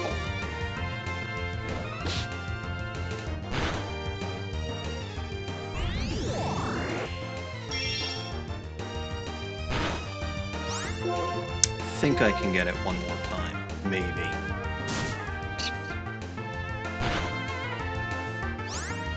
That might have been telling me don't try it.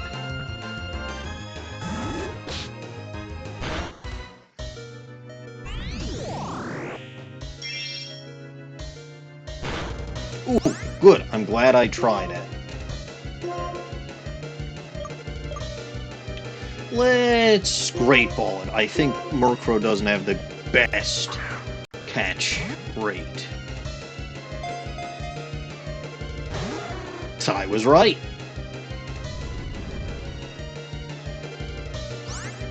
All stat changes were eliminated. Okay. I might try the Ultra Ball.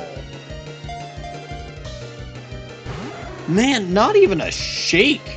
It's down to low red HP, and it's not shaking in those Great Balls.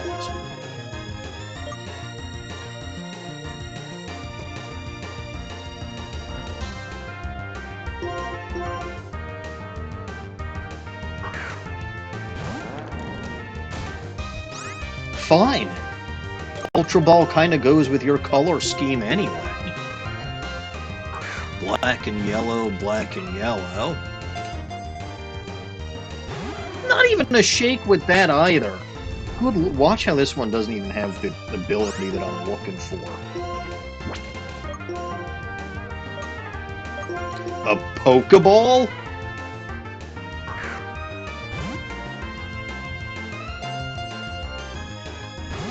No, it's not shaking like at all.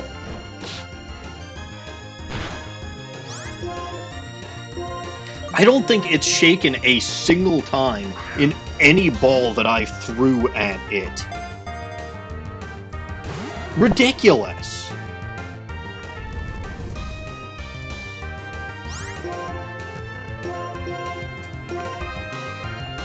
You know, I'm not made of money, buddy.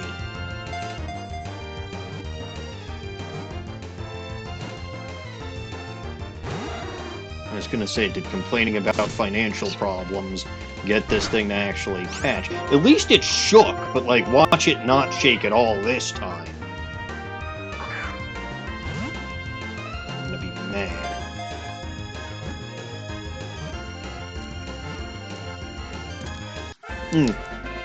It caught. Now let's see if it actually has the ability that I want it to have.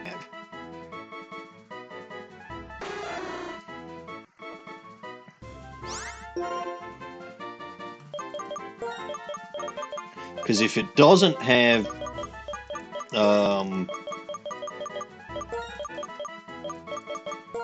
Prankster, it's not worth catching. Because I want Moxie Honchkrow.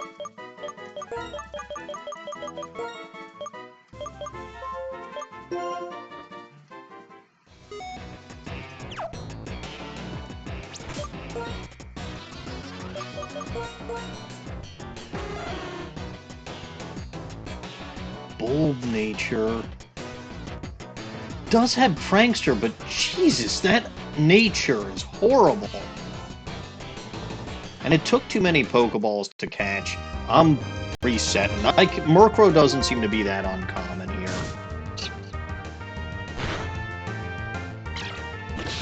Minus attack when the ability that I'm looking for is a plus attack ability. No, nothing doing. Minus attack plus defense, not a good nature for Murkrow. Watch how I regret that because I can't find another Murkrow to save my life.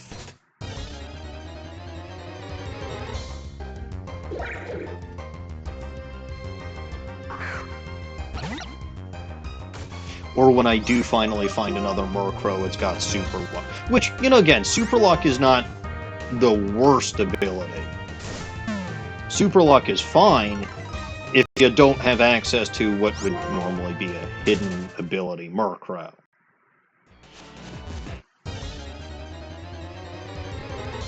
I will say... Oh, hey, Venipede, the other Pokemon that I was looking to catch.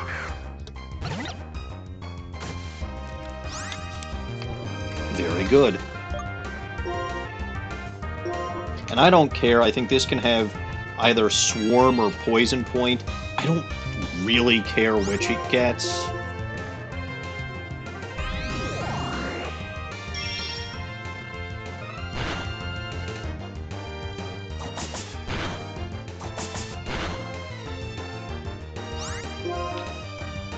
Okay, don't crit. You know what? We're gonna do that again. Don't crit. I find myself KOing stuff by accident way too often. Alright, here's Twin Needle. Monkey's probably gonna faint. Yeah, Poison's gonna get it. Oh hey, no, Poison didn't get it. Might be a waste, but this is a bug, so... we'll catch it.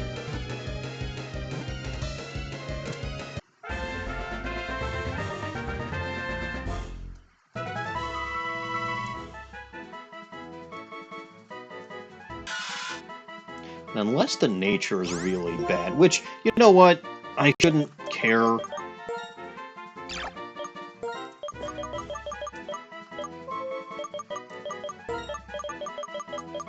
Rust was the nickname for that, and I still don't know why.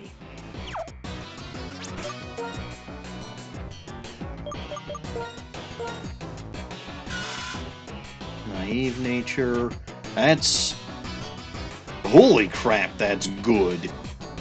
Alright, that also need to update my caught count.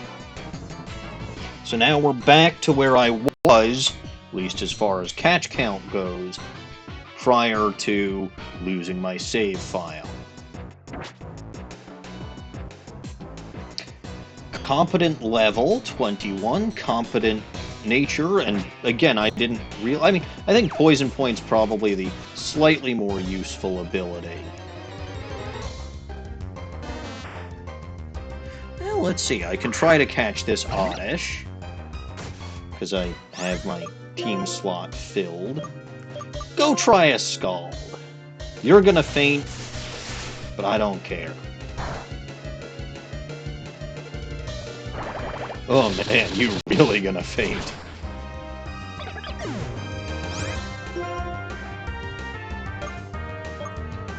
Alberta.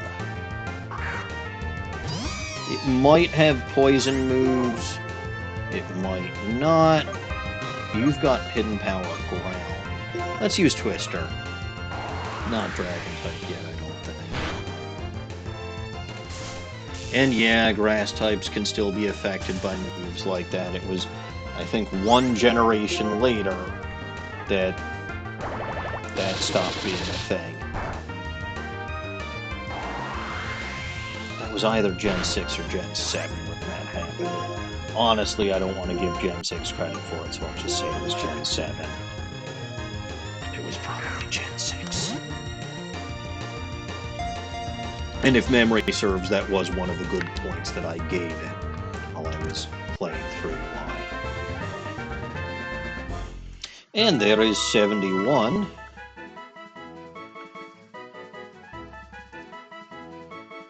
So, hooray.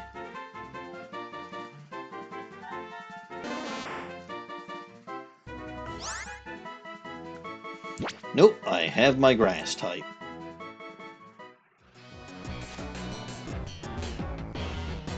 Gonna go heal, but actually gonna go to the Pokemon Center. And we're gonna deposit Staravia.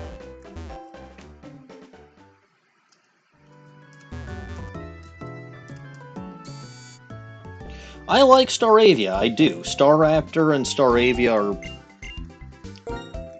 Well, the Starly family is probably my favorite early game bird Pokemon. So I like it better than Pidgey and Spearow. I like it better than Hoot Hoot. I like it better than Talo and Wingull. I like it better than Pidove. Pidove. I like it better than... What the hell did...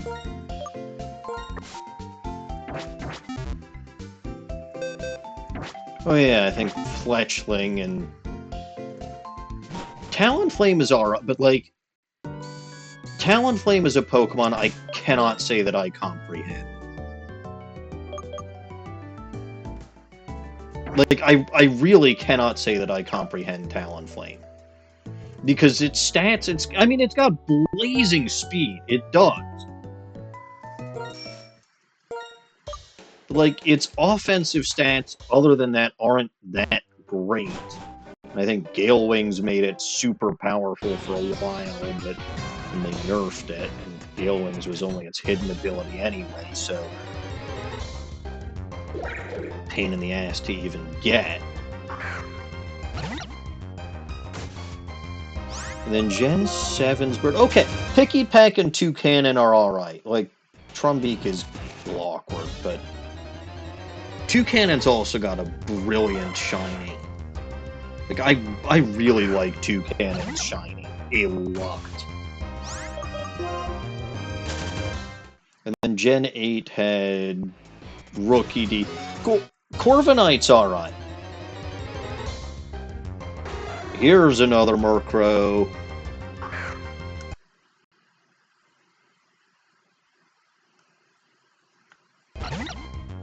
And yes, this is slightly cheating that I do this. I don't care. Like, I'm gonna frickin' take advantage of the fact that this is an emulator.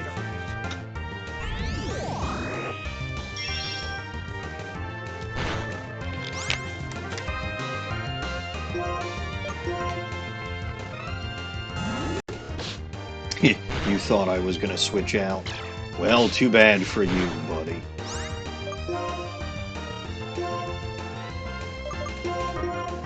Let's hope this one doesn't take so many great balls or whatever to catch.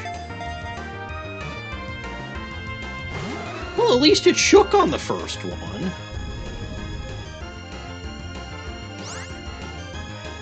You know what? We'll save state again.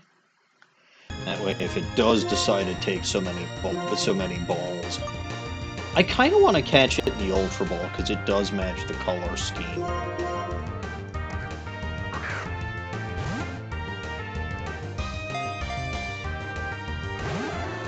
Nope, not even a shake.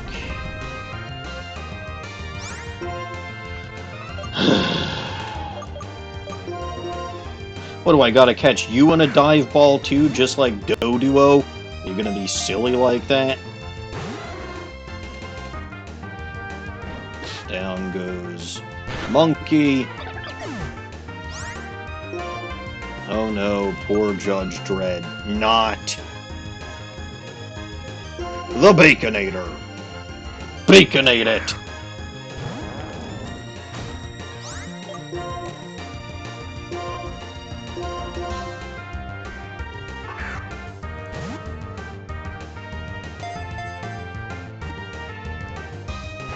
Well, at least it shook. But seriously, this is very annoying.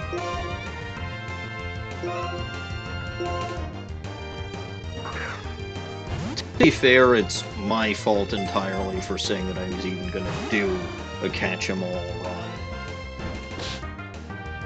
Like, that's just silly.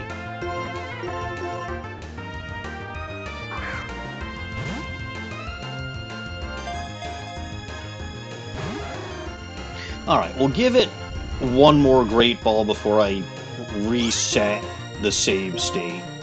And again, I know it's cheating. I know it. But, like, limited resources, people.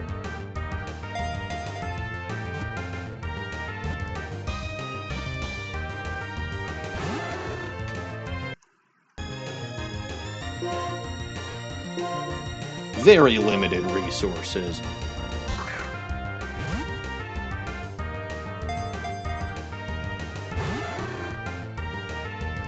Welcome back, Snowy. I'm glad you're here, because there was, like, nobody in chat for a bit, and that was sad.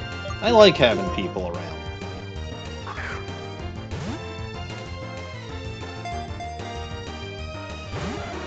Come on, Murkrow.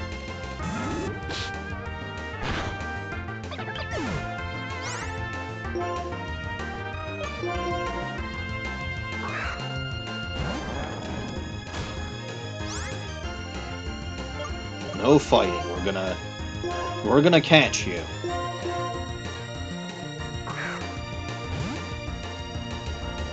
Watch how this one's got insomnia.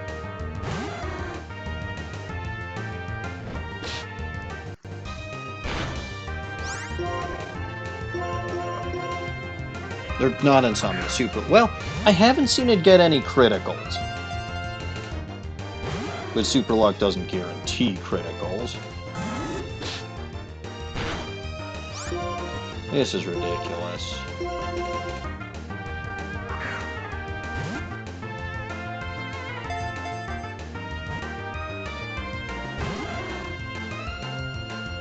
Takes way too many Pokeballs to catch this thing. It really does.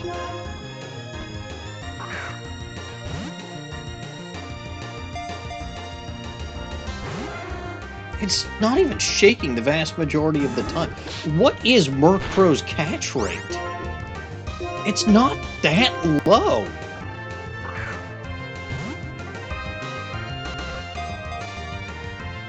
It's not that low. No way it's that low.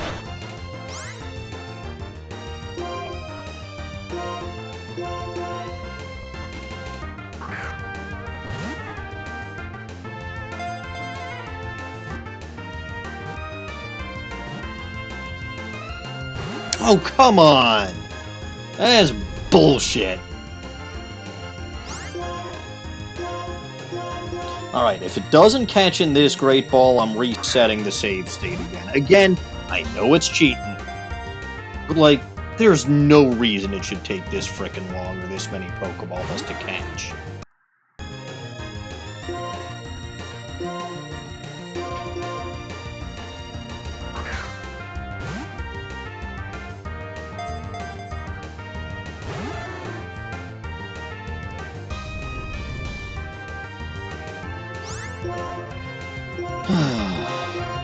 I'm not even gonna, like, I was considering using the Ultra Ball on this thing. It broke out of it without even shaking the last times I tried.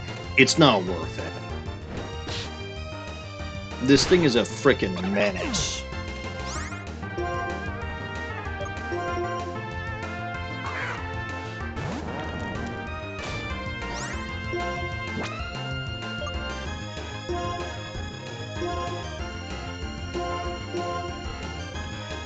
It really is.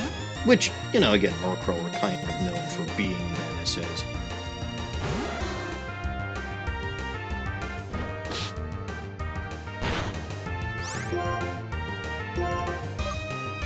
Try the Ultra Ball now.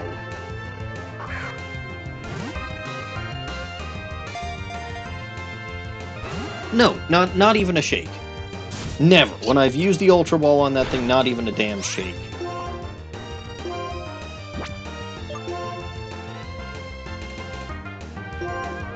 Tried a regular Pokeball yet. I don't think I did. Like, this thing has taken more Pokeballs to catch than some... okay, to be fair, I'm pretty sure I caught Xerneas. No, not Xerneas. Eviltal. Whatever the fuck that stupid Y-shaped Pokemon is. I caught in a frickin' quick ball, because that's how fucking lame the XY legendaries are.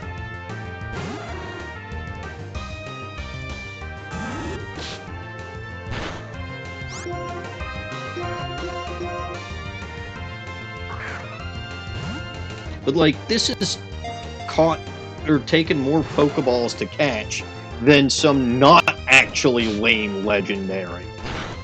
Like, Shiny Dialga took, like, 2-3 balls to catch?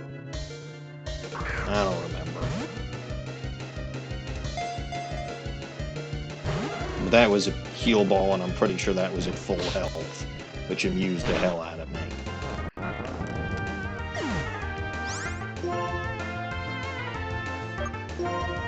Well, this isn't great. You gonna catch anytime this century?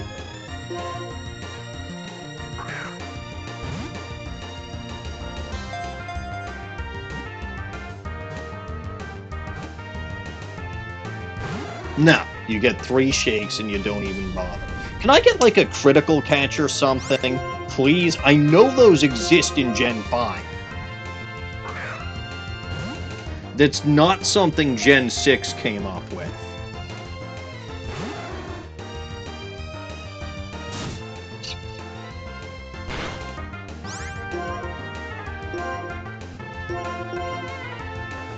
Tempted to use a frickin' dive ball just for the hell of it.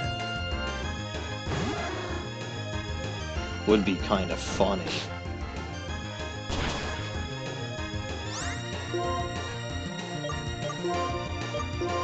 Try the frickin' dive ball. Why not? Can't be worse than any of the actual smart balls that I've been using.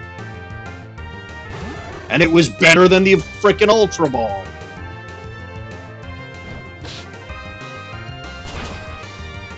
That does it. We're resetting again.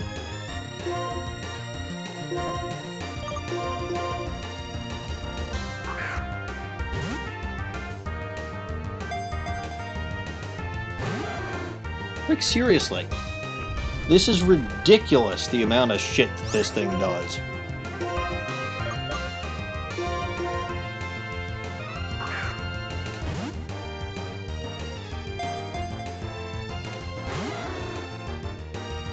What is... Snowy, if you're still here, what's Murkrow's catch rate? It shouldn't be this low. Like, Murkrow doesn't have catch rates as low as pseudo-legendaries or starters, I wouldn't think. There's no reason for it to.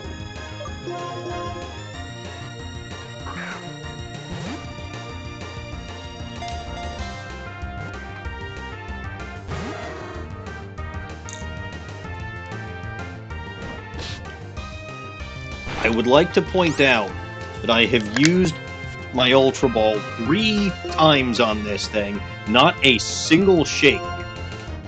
The 2 times that I used Dive Balls, 1 shake. Nothing makes any fucking sense here.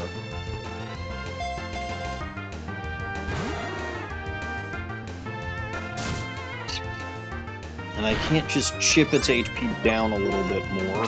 I can't status inflict it.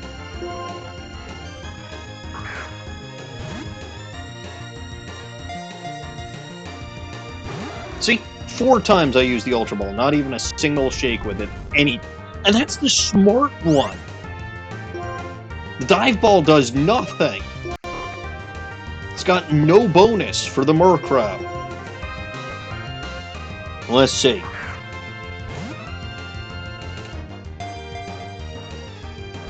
Well, it broke out immediately that time, but still, that's to be expected. Because it's a joke ball to use on it.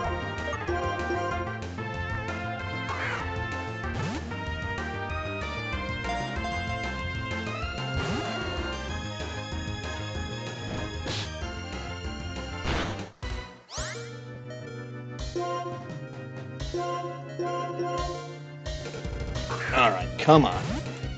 Come on. Catch, you stupid Farfel Muncher. What the hell is Murkrow's catch rate? I don't remember having this much difficulty catching Murkrow 2 weeks ago. I don't. And it's not like I would have had access to better balls. See, that was a critical. I mean, to be fair, those do happen.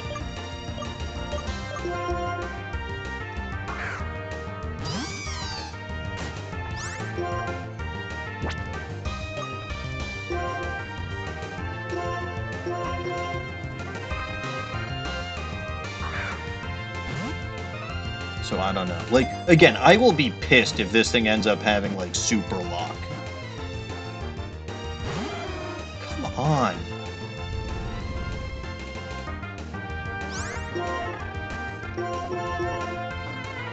Again, super lock is good, and I tend to prefer it if my options are super lock or insomnia.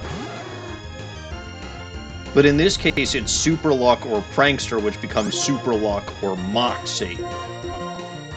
I'd rather take the permanent stat boost than rely on extra criticals.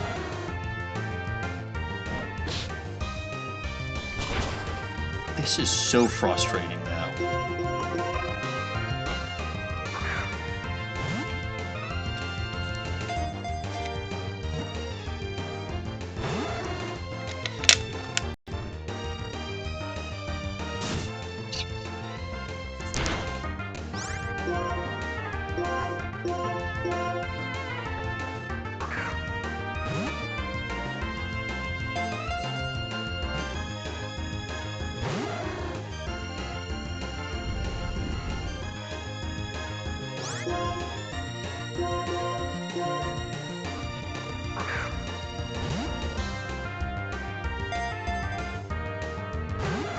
Oh, come on, you stupid Farfel Muncher.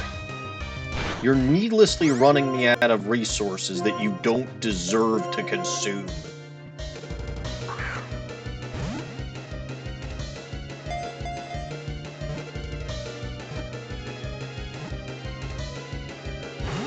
That would have been funny. That also vastly outperformed any Ultra Ball and most Great Balls.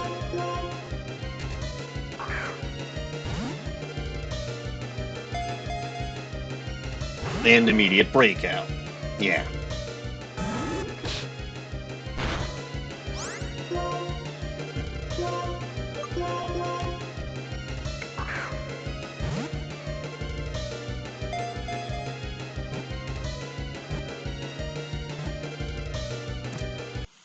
Alright, moment of truth. Does this thing actually have the ability that I want it to? If it doesn't, I will be infuriated.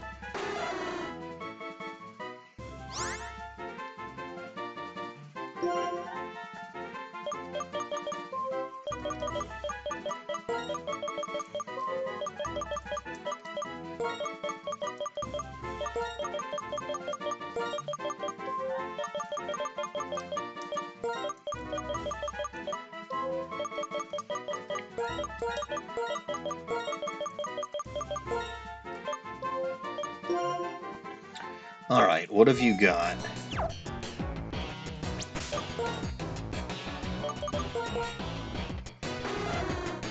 Calm nature. Prankster! And a minus attack nature again? The first one was minus attack plus defense. The second one was minus attack plus special defense. What the hell's the matter with these frickin' Murkrow? I'm tempted to scrap this one too. I really am.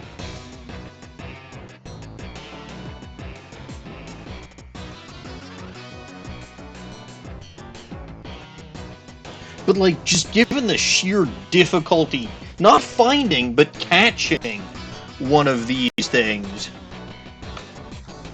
I think I'm just gonna keep it. I hate the nature. It is so bad.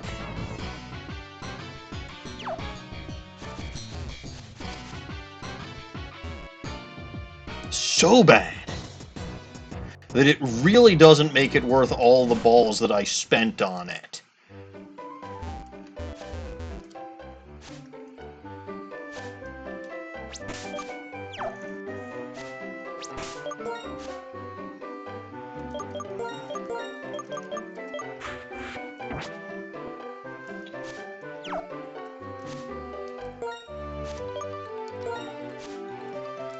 But oh well. Riolu. Caught you already. I was hoping it was an odd no, but whatever.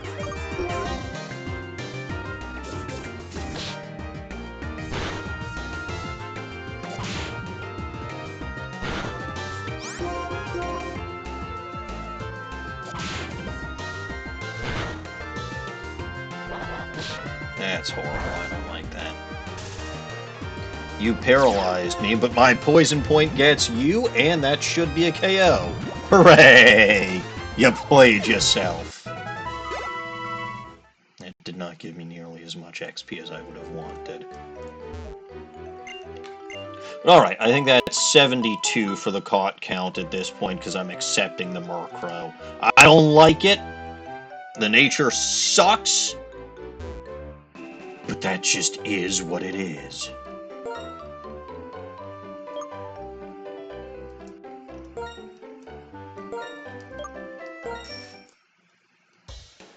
I guess I'm not going to catch much of anything else for a bit, which is reasonable, maybe.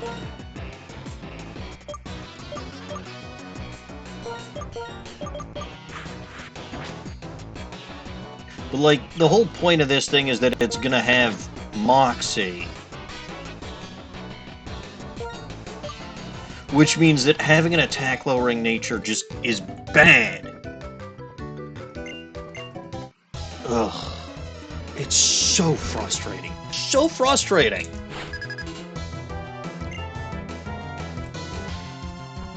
Especially since I could have just stuck with the first one. I don't remember how much or how little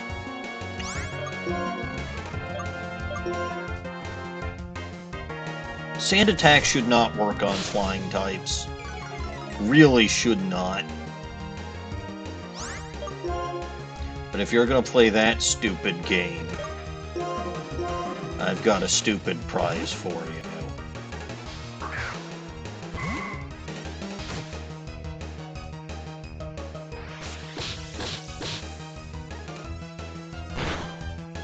Whoa, that did too much. Well, so much for that stupid prize.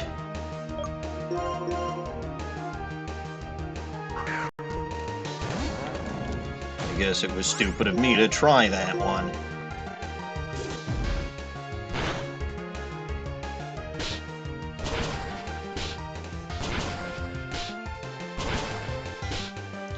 Alright, good. Down goes Lightning. Thank RCS. Noctowl! Not fighting type, so I don't have to worry about that.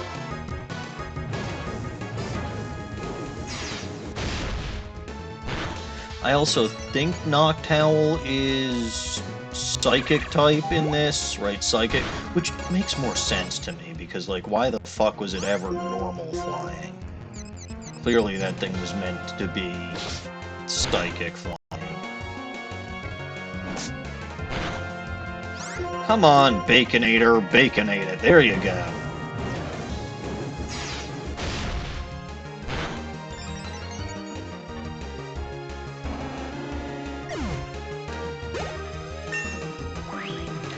Alright, you're gaining levels a little too quickly, which is fine, but...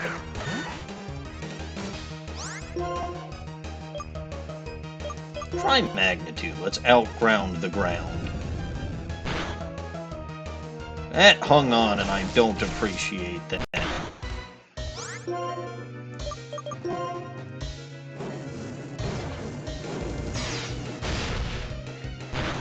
Alright, bye-bye, a go-go. Charmelon, and I'm at, what is it, plus 3 speed, yeah. Magnitude should, well, it's only fucking magnitude 5, so of course it hung on with 1 HP. Partially fell. Well, screw you. I'm still faster, and magnitude 6 would have KO'd last time. If you got a fucking critical. 1 HP critical. Hooray. Or I should say, a critical when the opponent had 1 HP. Clearly the most necessary critical that you will ever get.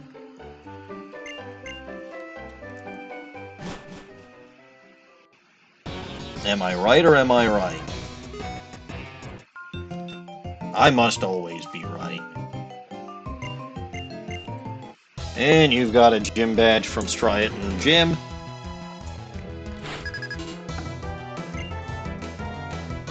With an Oddish. Well, at least that's something what's weak to wing attack. Still higher level than me, though. I don't know how to feel about that. I feel pretty good. I don't feel too good about that.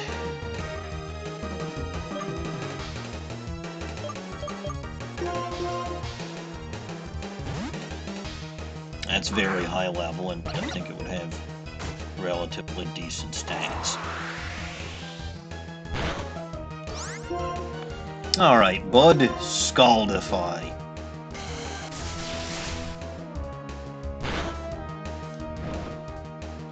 It's got some good, I mean, I wouldn't say Steel Wing and Twit, but like, it's got some coverage moves. That is something that I do appreciate about this game.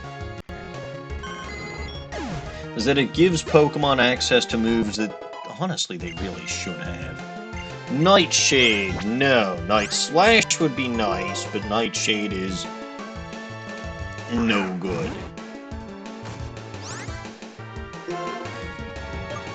Acrobatics. I'm guessing, by the way, even if you don't happen to have a Unova starter, well, we've got a Kanto starter. So maybe, just maybe, they had you fight the grass-type guy. Who knows?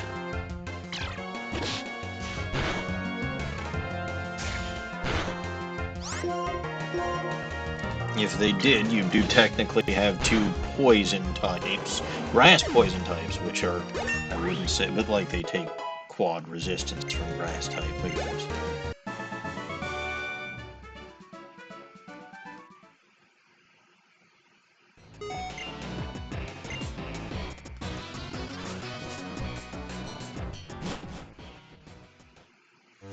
Heal up again with the incredibly useful Nurse.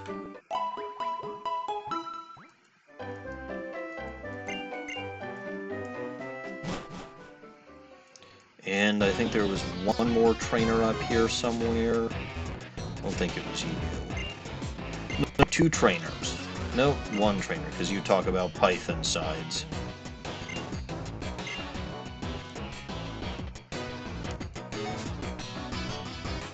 And then you won't let me through.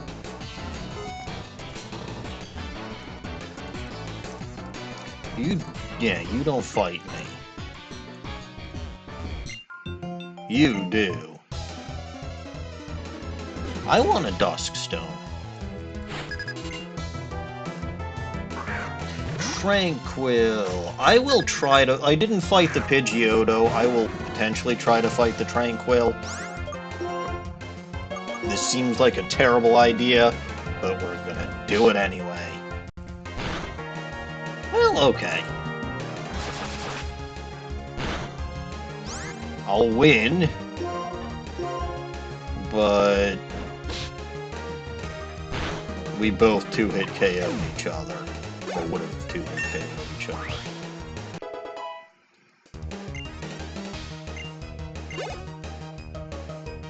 Ivysaur! Oh, don't think I'm going to one-shot you because Ivysaur is pretty defensive, but... Well, that's not good. I mean, it's better than Dark Fedora getting KO'd, mind you, but... Not ideal.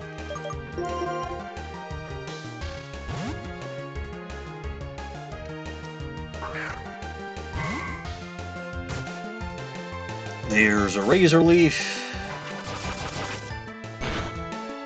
Ow! Stop fainting. Stop causing Guard Maiden to faint. It's very rude.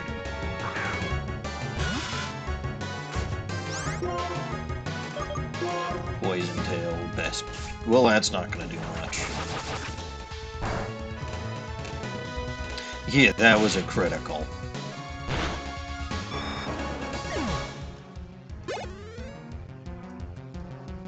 And here's for it.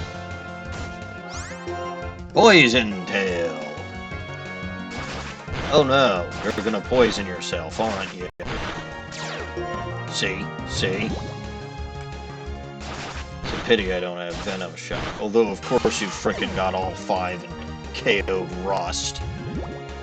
Trainers in this game get stupid lucky sometimes.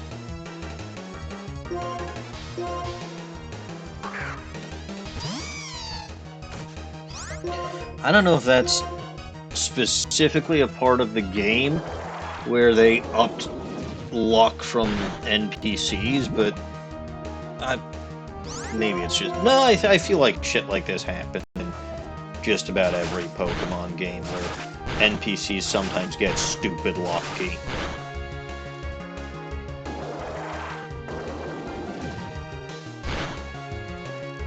Down it goes.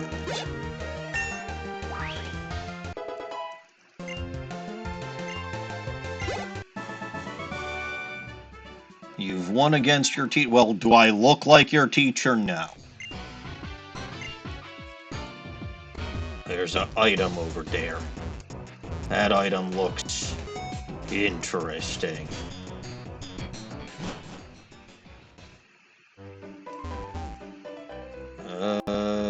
You. Thank you. Thank you for heal. Heal good. And now we continue on with this thing of who's you what's it's. You! You smell funny. You must be Team Plasma. Team Plasma smells funny. Keep this in mind.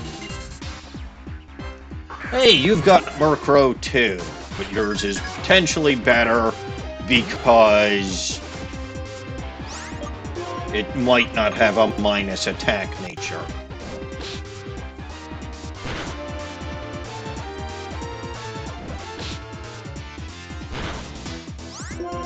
Or not.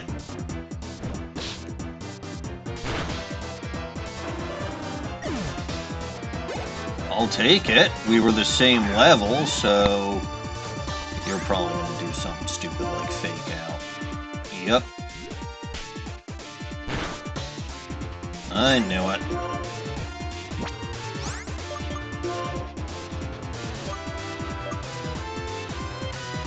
Rust.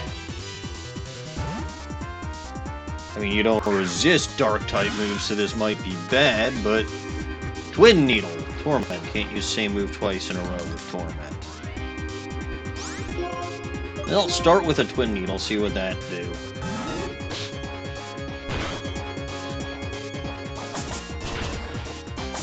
That do a good amount. I think Twin Needle, because its name is actually Twin Needle, only does 2 attacks. That's unfortunate.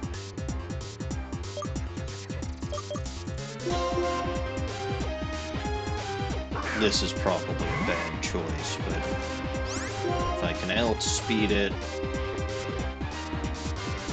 shockwave it, nah. It's not going to KO with a Pursuit, is it?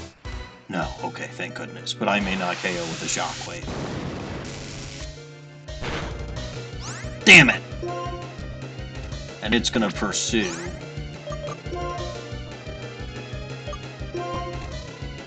I got myself into a mess.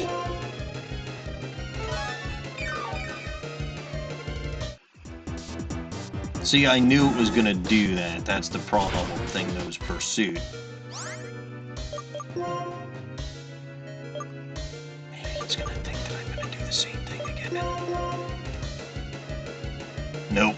Damn it. That's my fault. I pursuit trapped myself. I was switching into Dark Fedora, so that's still gonna be a thing. Can't believe it took it. I can't believe it survived with 1 HP. Well, Dark Fedora needed the level anyway.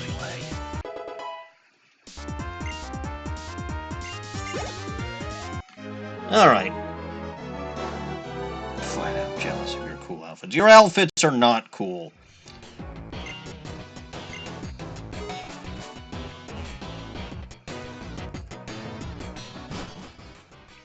Your outfits are very much not cool. Alright, Guard Maiden, you need to stop getting KO'd. This is my fault entirely. I'm not using you properly.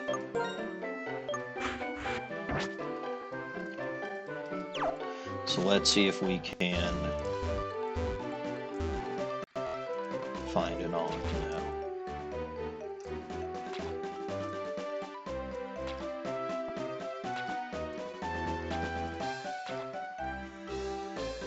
Probably not, but you never know.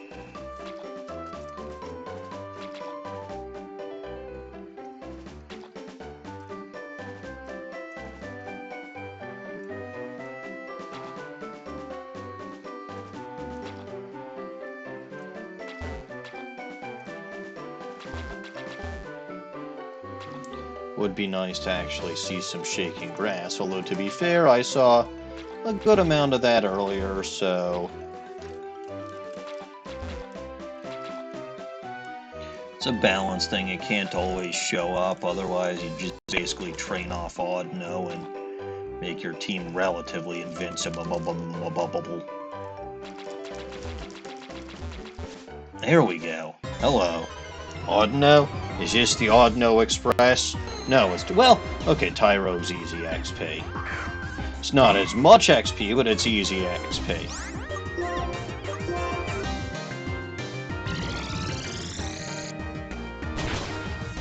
Done. Yeah, not nearly as much XP.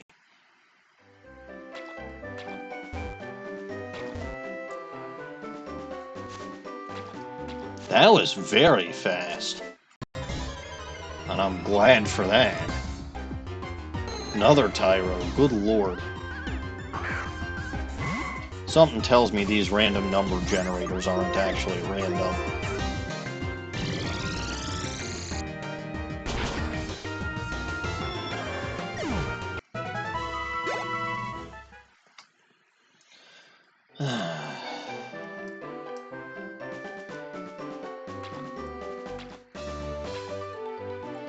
But yeah, we'll see.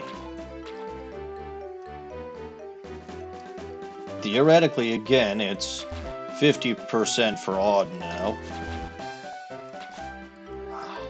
It's there. Let's get off the bike. Hooray! I got it.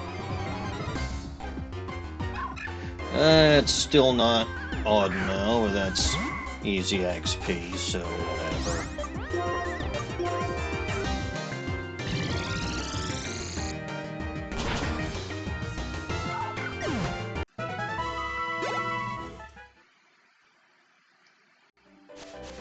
Maybe try... I was gonna say maybe try... What did I just do? Oh.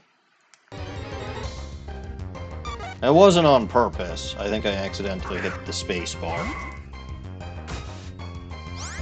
It's not even worth my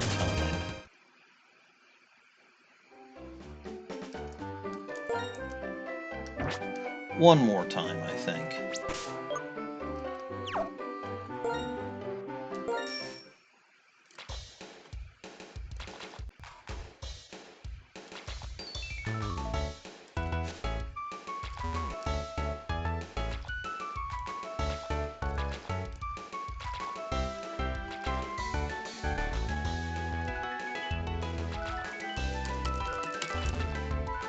Often.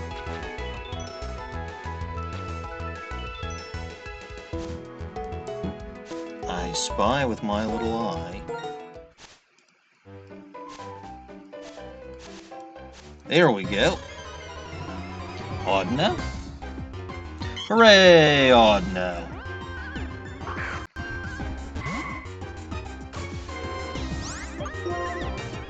Let us side. This'll be some good experience. Encore is fine. I was planning on using Psybeam anyway. Don't tell you. Which just so happened to be a much higher damage roll the second time. I don't understand how this shit works. I really don't.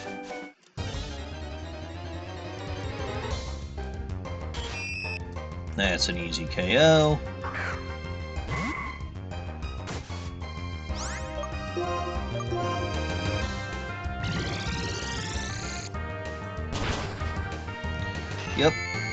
Yep. And we're getting close to a level. Close is no cigar.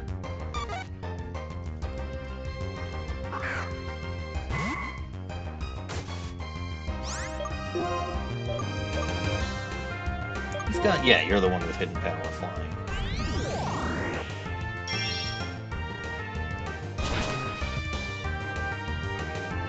Safeguard! Oh no!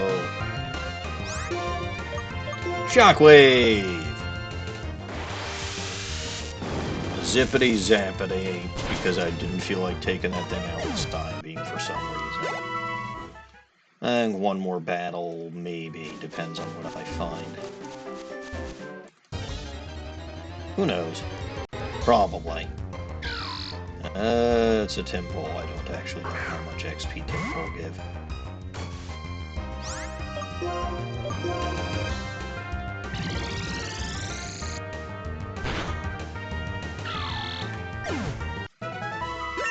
Enough!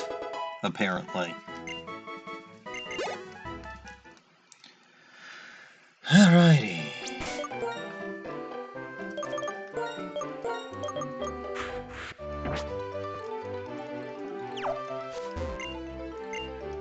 Yes, please make my Pokemon healthy. I require healthy Pokemon.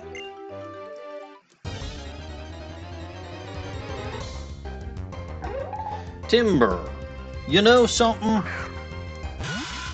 How close am I to a level up? Not especially. I was gonna say if I was close to a level up, maybe. But no, I'm not.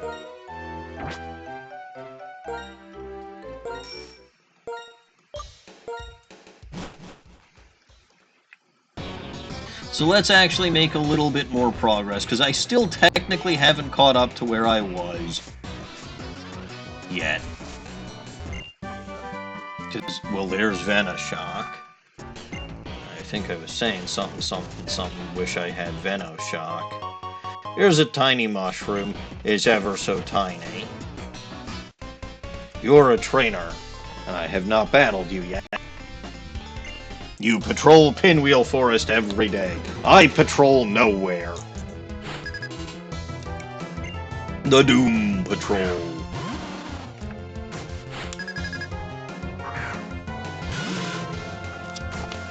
Very disconcerting that the opponent has a beast lad. Very disconcerting. But at least I got that poison done. Oh god.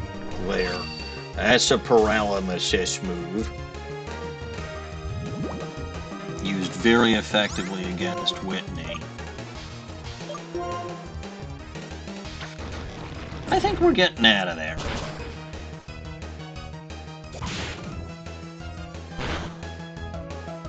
Yeah, even with crits, your moves aren't doing much. We can afford to lose Judge Dredd.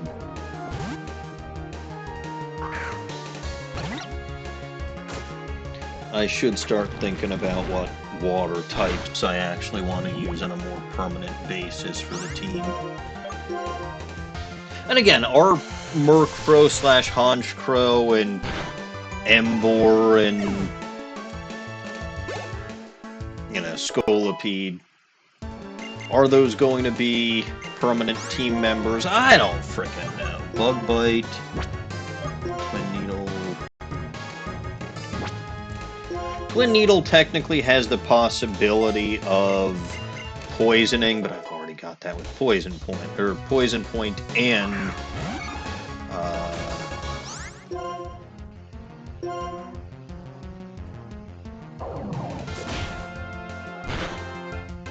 yeah, no surprises there. Poison Point and Poison Tail. Guard me. If you can get your hidden power up, that's going to do more than Psybeam. Live. No. I'm sad. Heracross is strong, and I admit that I was not expecting the Bug Bite, because I don't think it can get that as standard.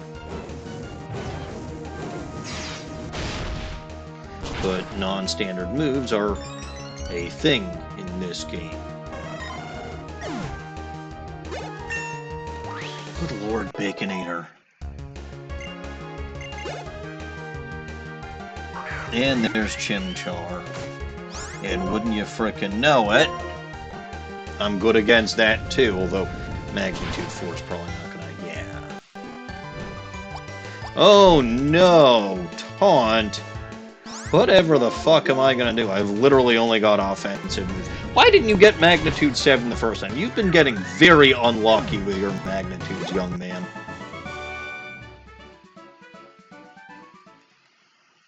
Yeah, it was a huge... Oh, hey! That's convenient.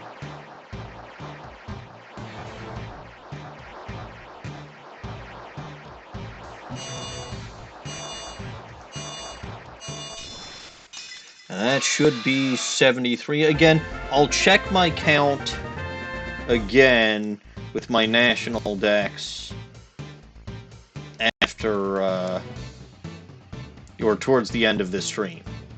Iron Defense! Iron Defense! To get rid of Protect. I don't really use those kinds of moves anyway, so...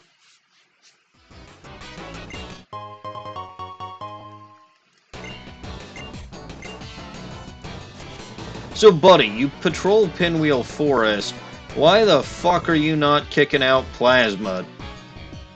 They're evil.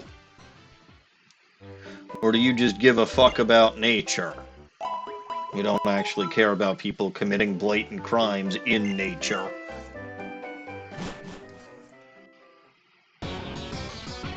Well, you'd probably just say it's not your circus, not your monkeys. I was gonna say, I thought I saw Shaking Grass, and you know what? Kinda dumb, but I'm curious what we can find here. So...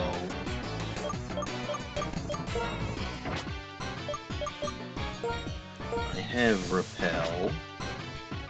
Don't remember where I got Repel from.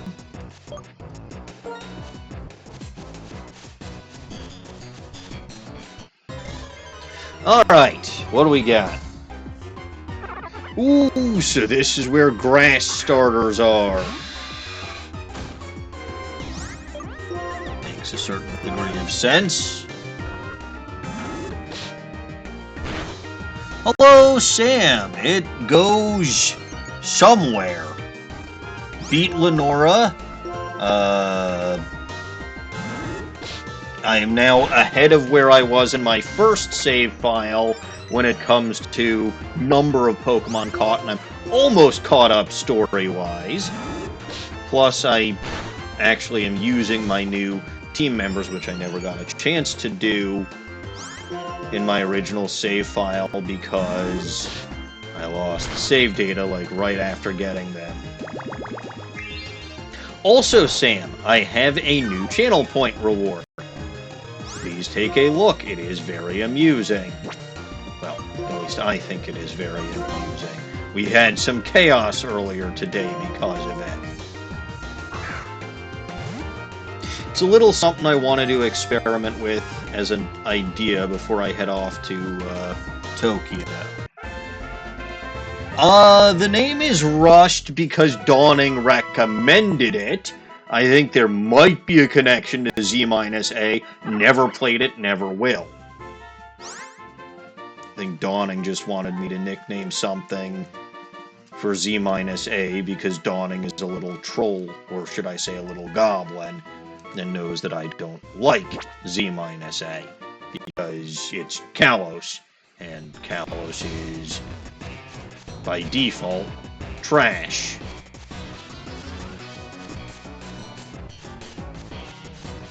At least for me.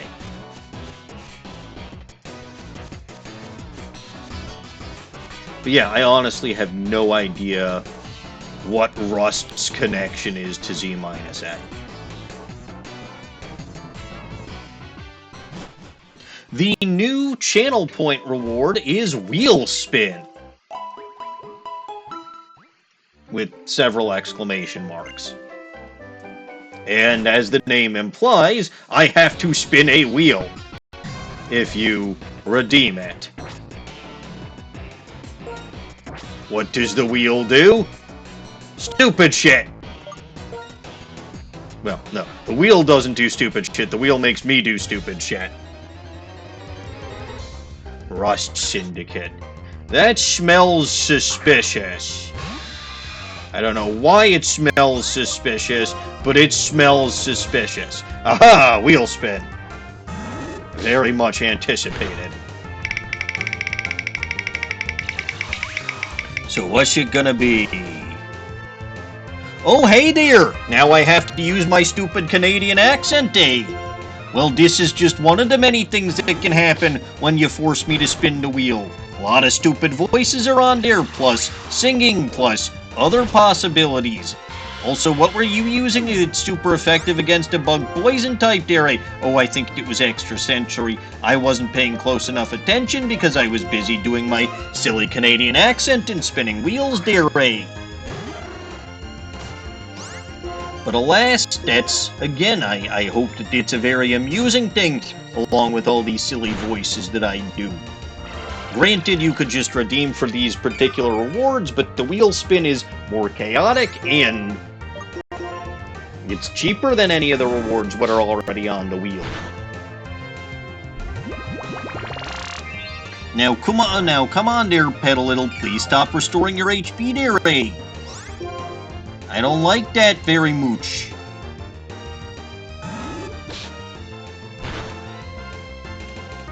Oh, I'm sorry. You really shouldn't have done that there. I mean, to be fair, Sam Tales, I'm pretty sure most Wisconsinites talk like Canadians because they're so close to the border there, eh? I don't know about the Irish, though. Hey, you stupid Pedalil. I told yous already, stop restoring your HP there, eh? You really need to stop doing that. It's very annoying. Also, I fully admit my accents are all not perfect, because I don't really do accents all that well there, eh?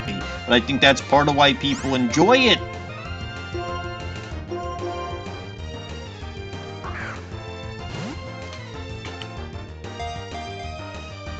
At least that's what I hope people do, because they did in fact request most of these channel point rewards, dear Abe.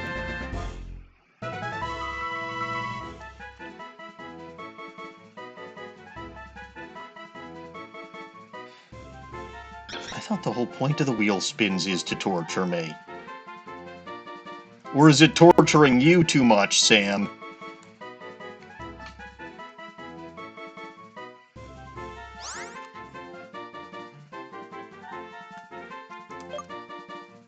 Technically, I'm supposed to do that for 5 minutes, but if you don't want me to, that's fine. Just don't watch the Canadian judge bits from Ace Attorney. Oh, it's not difficult at all. Like, I wouldn't have these, I wouldn't have any of these as voices there as channel point rewards if I couldn't do it for at least 5 minutes there, eh? Like, this is actually one of the easier ones to do. Just think about my harsh Germanic accent or my old lady accent. Those are really difficult there, eh? But this really doesn't require terribly much effort there. Again, it's probably not a great Canadian accent, and, you know, if I ended up in the Great White North up there, I'd probably get made fun of for this accent, but honestly, I don't really care much about that.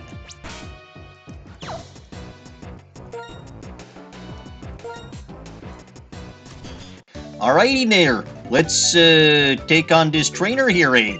I believe this was the last trainer that I fought in my original save file before I was an idiot there and lost all my save data. Now this is a good matchup for Rust here, eh? So let's Rustify this. I believe Bug Bite has more power up front, although I think Poison Tail there might have the ability to crit more often if memory serves, eh? That Bullet Seed's doing nothing there. That Bullet Seed's doing nothing, but of course, you're gonna hit all 5. Oh, you didn't hit all 5 times there.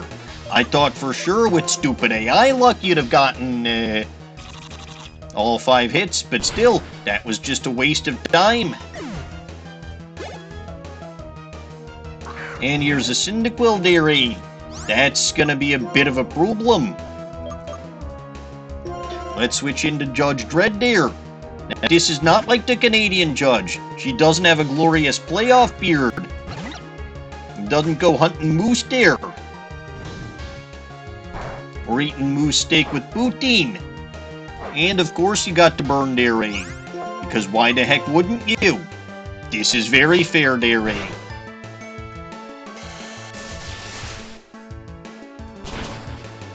I'm pretty sure the opponent is burned more on 10% chances with moves like Ember than I've done at my 30% chance on Scald. Which is ridiculous there, eh? But we're gonna switch back to Rust because Trico is a grass type, eh? And I do think that the creator of this game, or at least the modder of this game, does in fact try to let you know when there are gonna be starters in the area, because there's an awful lot of people using the grass type starters in here, and I believe in that playground on Route 3 was where you could find all the little kids with the water type starters there, eh? Alright, it probably has been 5 minutes, so I think I'm done. But yeah, no. Sam, I really, really don't mind doing the stupid voices. Again, if I couldn't do them, and I'll be fair, there was a point in time, I want to say last year, where I was having throat issues. And at that point in time, I did disable those rewards because, yeah, no, I don't want to wreck my fucking throat. Nobody does.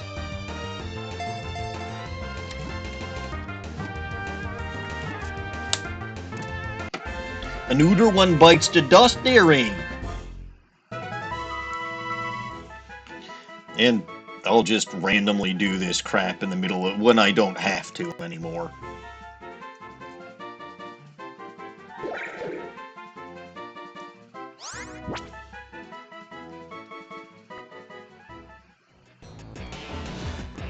Alright, what was I doing?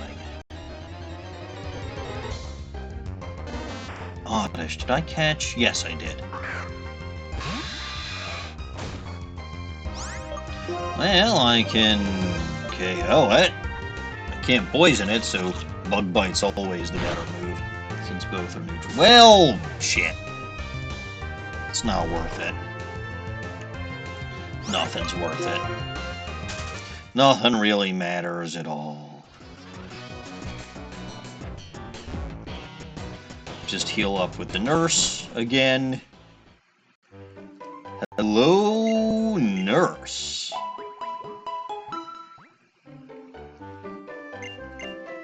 But yeah, I intend to have that wheel spin redeem available on this channel, and all of the items...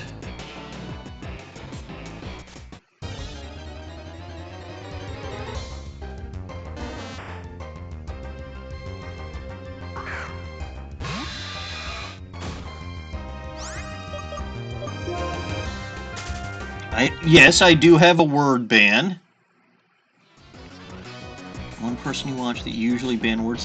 What's the point? If I may ask, what is the point of banning words that they likely will never say? I thought the whole point of banning a word was it's most likely something that the person would be saying.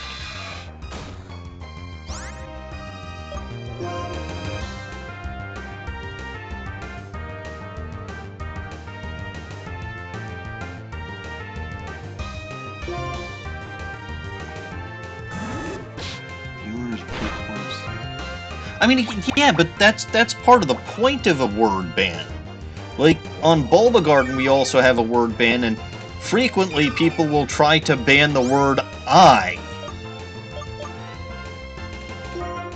Like, as in the one-letter word, I.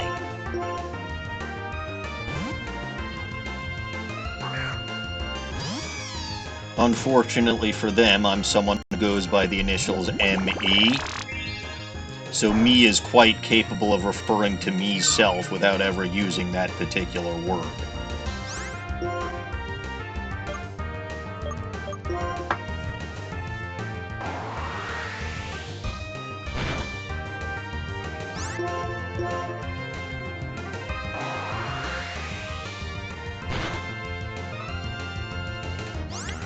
You're just a pain in the neck, so I'm hoping that I can catch you with one great ball. I am down to not having a ton of balls again. I mean, look!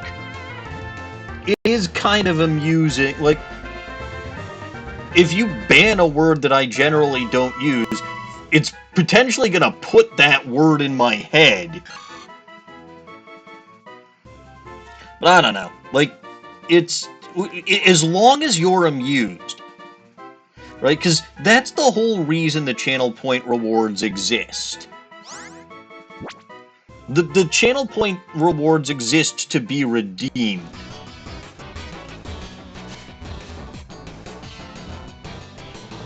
And they exist so that you're amused by redeeming them. But like I was saying about the wheel spins, right, that's going to be available for any stream in any game that I play on this channel. Because, and everything that's on that wheel, well, most of the things that are on that wheel are already channel point rewards. Just depends on, you know, it depends on... Ooh, hello, I don't think I battled you. But everything that's on that wheel is worth more points to redeem it outright than the wheel spin itself is. Right, so for example, the two lowest cost point rewards that are on that wheel are Tsundere for Melee and Tsundere for Edgeworth, which are 500 points apiece. While the wheel spin only costs 300. And then there are ones that are worth more. Like, I want to say my 1,000 point rewards. I think there's a couple of 2,000 points and a couple of 5,000 point rewards there. Plus the 25,000 one that's available at 1 in 50 odds. Oh boy, Scyther. This does not strike me as being good. Let's try a Poison Tail. See, I'm glad I did that because it was using Pursuit. Well, this is doing little to nothing. That's probably got... yeah, Technician boosted, I'd wager.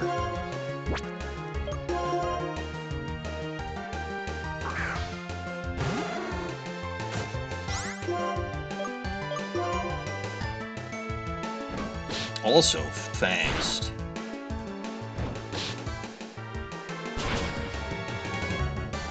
I wish that I could go faster. Well, I can. I was using haze, but alas, no.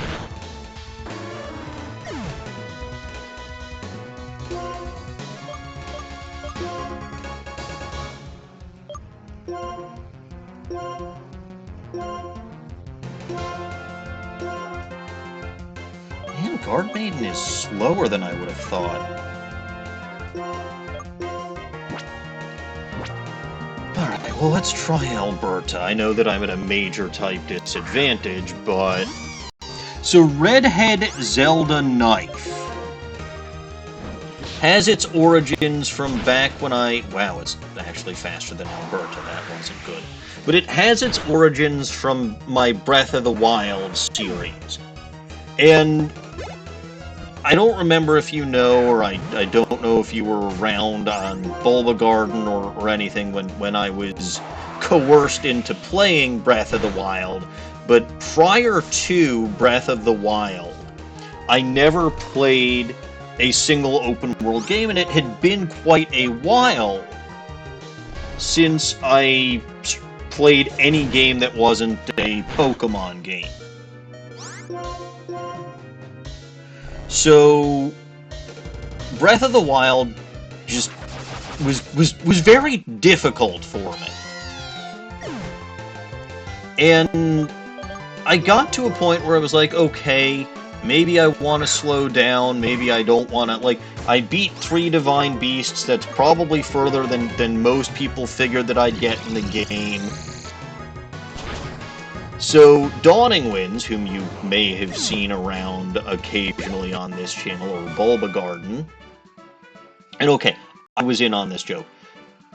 And I also don't know if you know that I am obsessed. Avatar and stupid username aside, my type is actually redheads, and yes, my wife is in fact a redhead. So, she...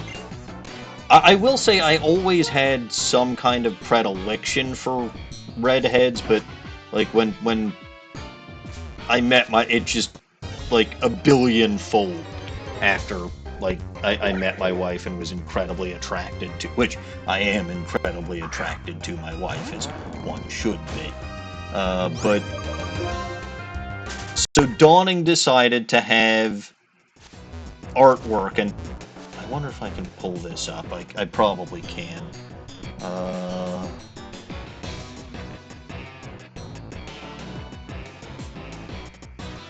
I mean, everyone has their preferences, Sam. Everyone has their preferences. And, you know, everyone likes who they like.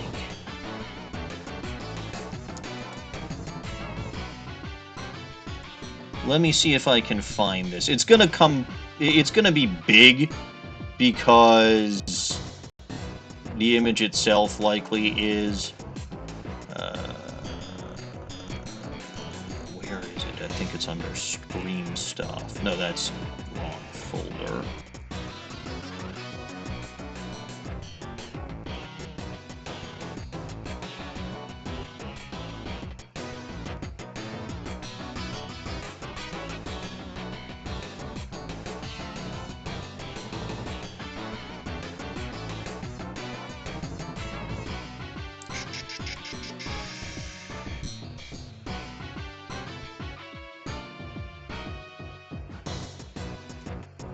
Here we go.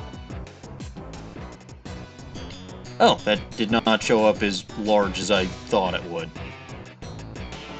So Dawning Winds made this particular drawing because, you know, in games like Legend of Zelda or Mario, the princess generally gets kidnapped. So we thought it would be funny to turn that on its head and have the princess do a little kidnapping. So Zelda was so pissed off at Link for, like, fucking around and not rescuing her that she kidnapped Irizu, who, fun fact, is my favorite Pokemon character and my #1 favorite redhead. and coerced me into both beating the final Divine Beast and then into battling Ganon himself. And since this was such an effective strategy, she also decided to use the same thing for Ace Attorney, except it was a different character what did the kidnapping there. It was some kind of idiot wearing a hat that I just found out this past Monday was a fucking dummy the whole time. So, none of this explains what Redhead Zelda Knife does. But basically what it does is it's... Well, okay, in the context of a channel point reward, right, you redeem that reward, and you can basically make any demand, well, any reasonable demand that you want. Whether you want to combine other channel point reward redemptions, whether you want me to do something incredibly specific, or, you know, fight a boss with just a Magikarp, or... Well, okay, for a Pokemon game, right? Battle a trainer with just, like... You make a demand and I have to follow it, is basically what Redhead Zelda Knife is. And that demand, again, as long as it's something reasonable, like, delete your save data, I'm sorry, that's a no. Well, okay, I fucking do that by accident sometimes. You don't need to redeem that reward to get me to do that. But in the context of the wheel spin, so the things that I have on the wheel at the moment are all of my stupid voice rewards, right? So Stupid Farfel Muncher, Snipper Wapper, Curse Me Kilts, Who's This, Who's Your A, Phonix Pasta Boy, and then Me Sings. Or Me Used Sing, or whatever. Then I have the Tsundere for Edgeworth and Tsundere for melee rewards. I've got Upside Down, I've got Lose the Glasses, and I've got No Left Hand. So if we spin the Redhead Zelda Knife on the wheel, what that would basically do is you get the ultimate combo platter. You would end up with... I would have to do one of the stupid voices. I would have to be Tsundere for either Edgeworth or melee. I would have to do so while singing. Then I would also have to play the game upside down without wearing glasses and without using my left hand. It is the ultimate combo platter for the wheel, and of course that means that it's weighted at about a 1 in 50 chance. It's not weighted equally to everything else, and I will say, as far as the wheel goes, I balanced it such that the 500 point rewards have a slightly higher chance than the 1,000, have a slightly higher chance than the 2,000, have a slightly higher chance than the 5,000. So it is a weighted wheel. But again, everything on that wheel is worth more than the 300 points you redeem for that wheel spin.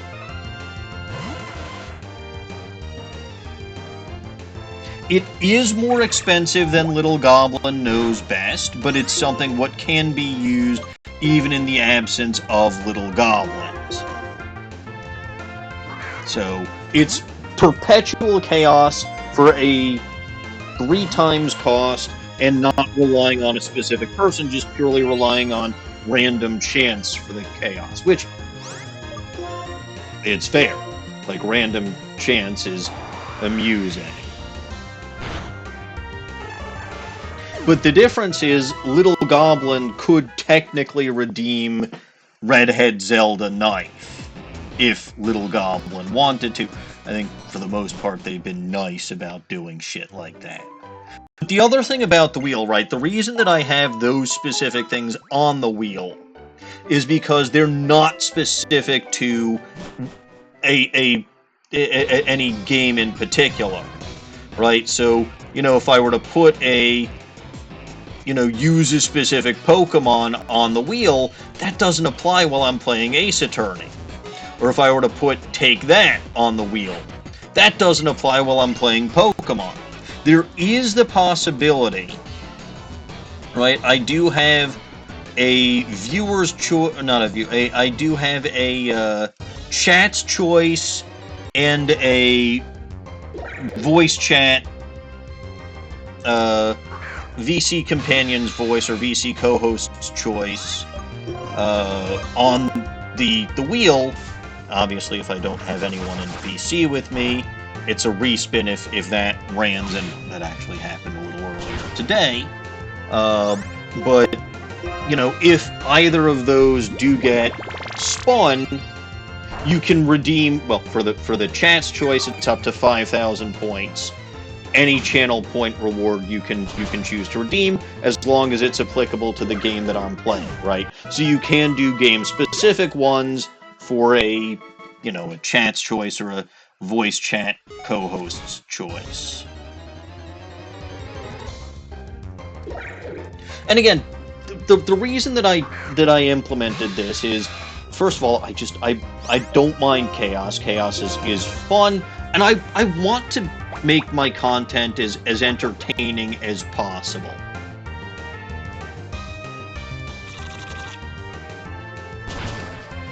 And it is something that a couple of people, because on Bulbagarden I was streaming Pokemon Crystal up until a couple Sundays ago when I finished it, and I implemented a Wheel of Pain for that because originally I started that series back in February during Bulbagarden's charity event, and one of the redemptions that we had at that point in time was a Wheel of Pain, so I just decided to keep up with it for the remainder of the series. But the problem is, when I was doing it for the charity event, I had access to Bulbagarden's spin wheel widget. But after the charity event, and several months later, because I had to finish up, I want to say, Alpha Sapphire, and then get back to, or then do my Punishment Pokemon Y series before I could get back to Crystal. So in the interim months, I did not remember how to access Bulbagarden's spin wheel, so I had to use my own personal spin wheel for that. And so I couldn't use the spin wheel for two purposes, right? I couldn't use them for two diametrically opposed purposes, where one was purely Pokemon content and was generally focusing on disrupting specifically Pokemon games. Whereas this channel, I mean, at the moment it's 50% Pokemon content for fan games, but honestly, for the most part, it hasn't been Pokemon. Like, this is the first Pokemon content that I have had on my channel. And it's really just meant for chaos and stupid voices. It is a lot, Sam. But again, I'm trying to make my content more entertaining. I'm trying, well, I don't know if I'm standing out in particular, but you know, I'm trying to make sure that the people who come here have a good time and are entertained. That's really all that I want. That's really all that I care about. You know, I don't care if it's one person. I don't care if it's 10 people, 50 people, 100 people. Whoever comes here, I just want to make sure that they're entertained and that they enjoy the content. And, you know, because why would you come to first of all, I like entertaining people. I do. I'm better at it, I like to think, when it's online and not in... Although, to be fair, I'm relatively good at entertaining people in person.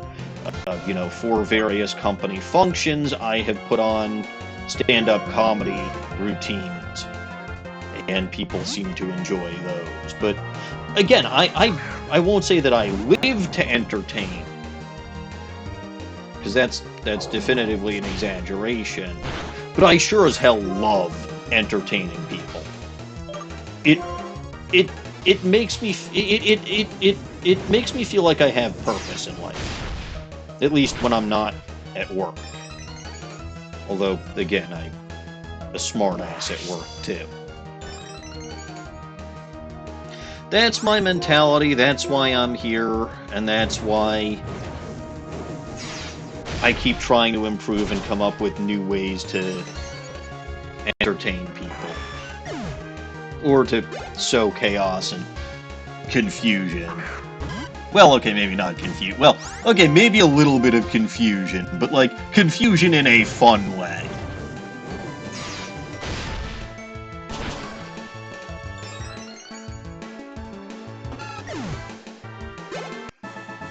The Baconator gets stronger. Seriously, Baconator was a relatively new addition to the team. But good lord, he's gotten strong.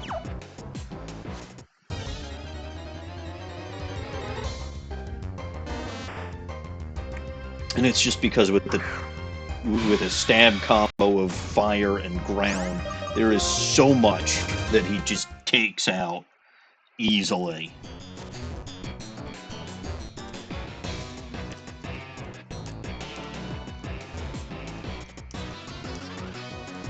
Where is...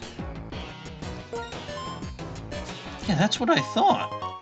Tiny mushroom. Oh, so tiny.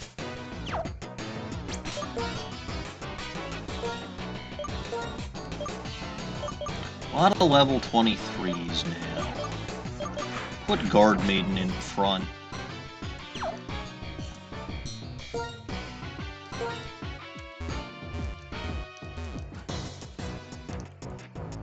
Haha! Plasmoid!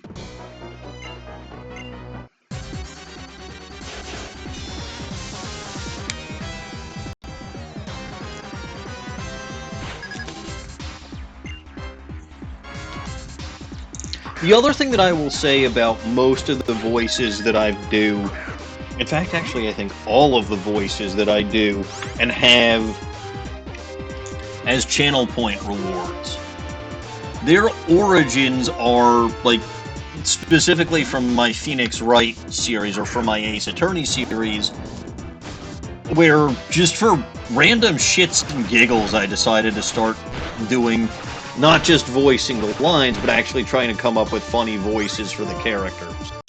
Right, so my Snipper Wapper comes from Wendy Oldbag. My Canadian voice dearie comes from the blonde-haired judge from Ace Attorney 3, who is judge number 2. My stupid Farfel Muncher voice comes from Manfred von Kama from Ace Attorney 1, Case 4. What else? Ah, my stupid Scottish accent comes from Matt Scotchgard, which was the name that I gave Matt Ongard instead of Matt Ongard, because I couldn't let him have the same initials as me, and he's from Ace Attorney Game 2, Case 4. And then my silly Russian accent there, comrade, comes from Phoenix Pasta Boy, aka Sergio Tigre, whose in-game name is actually Furio Tigre, and he's character from Ace Attorney 3, Case 3. He is the imposter Phoenix Wright, hence why I call him Phoenix Pasta Boy, because for me, Phoenix was not Phoenix Wright, he was Phoenix Noodleman. Do not ask why, that goes back to, that goes way back to stupid joke from my Ace Attorney 1 series.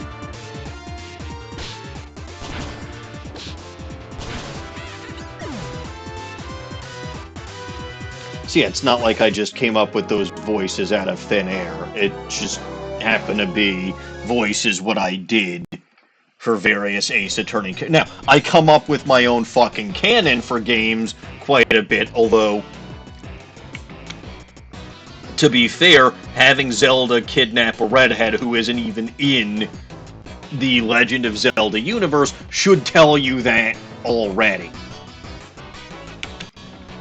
Like, I'll stick with in-game canon to a certain point, but I also try to come up with my own stories and my own canon when it amuses me. And it tends to amuse me fairly frequently.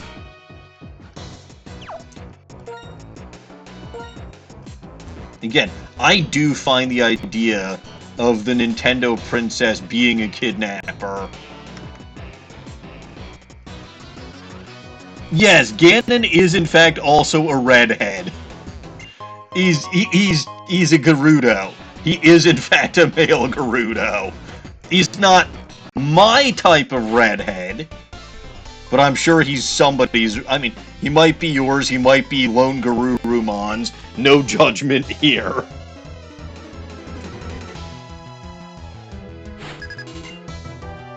I happen to like the rest of the Gerudo, though. Like, I'll be, like, right now I am wearing a Lady Riju shirt.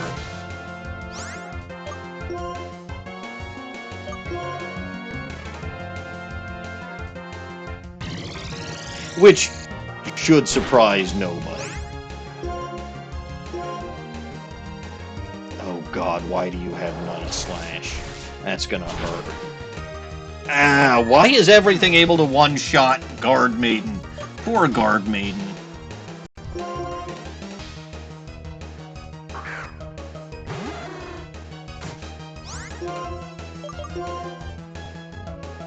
But again, I really do like, especially since me in particular, but I really was fucking around in Breath of the Wild and later Tears. So here's the other part, Sam. It's not just Dawning that got in on this act. Other people who join me in voice chat occasionally, like Midori Kawa and Lone Garurumon, got in on this act too. Midori didn't exactly resort to kidnapping a redhead, but she created simple artwork that basically said Arizu was going to dump me for Melee if I didn't do something that she wanted me to do. And by she, I mean Midori, not Arizu. Well, okay, Arizu claimed to... but and then when it came to the end of Tears of the Kingdom, Lone Garurumon actually wrote a short story. So no artwork, but I'll take the short story. It still requires talent and it still requires effort. And in said story, Dragon Zelda, because spoilers if you haven't played Tears of the Kingdom, but it's an old enough game by now that I don't feel too bad spoiling it. Plus, on this channel, we really don't give a fuck about spoilers. But yeah, Dragon Zelda, or Light Dragon, who kind of, flew around the Hyrule skies aimlessly, at one point just kind of got fed up and kidnapped Caliban, who is Link's Gerudo girlfriend. And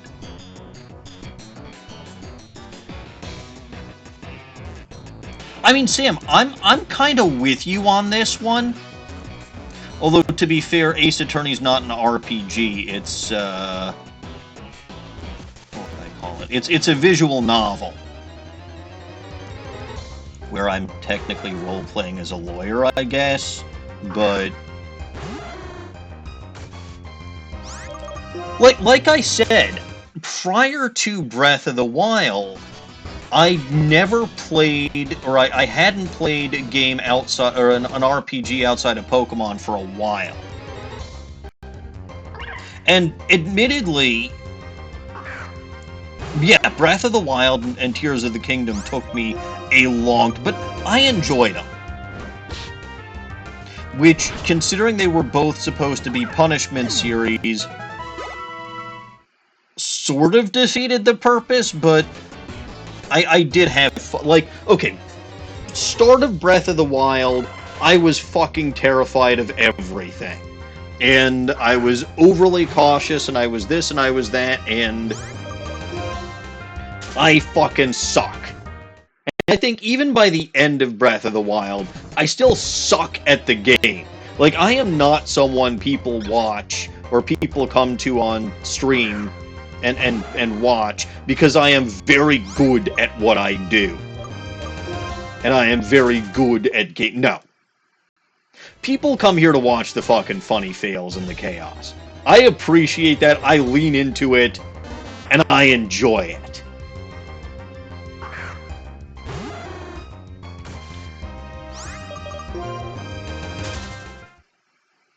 And if I'm going to do role-playing or anything like that, I'm gonna fucking role-play the way I want to role-play. Which means I will fucking do it wrong. Well, how some people consider it wrong. But, yeah. I mean, that's why... I mean, Caliban is a real character from Tears of the Kingdom.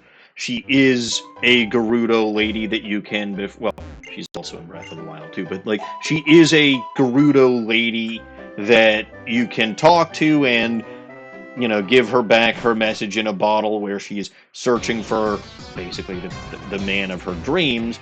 And if you return that to her, she will cook you delicious soup, or rock-hard food, or dubious food, as signs of her love.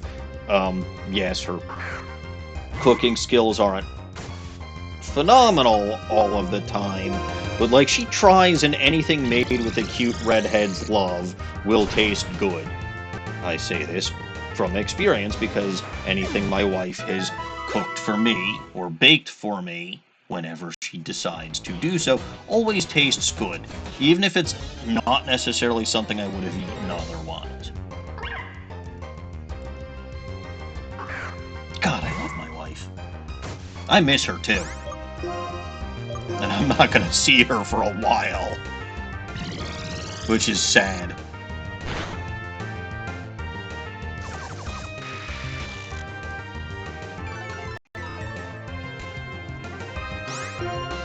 It did allow me to be a little bit noisier today than I would normally be, though. How the fuck did Suwaddle one-shot Guard Maiden? That's incredibly upsetting. Sam, the fact that I even have a relationship in the first place, I'm incredibly surprised about. I don't know, I've told this story before. I'm pretty sure both on this channel and on the Bulba Garden channel. But have you ever heard the story of how I met my wife?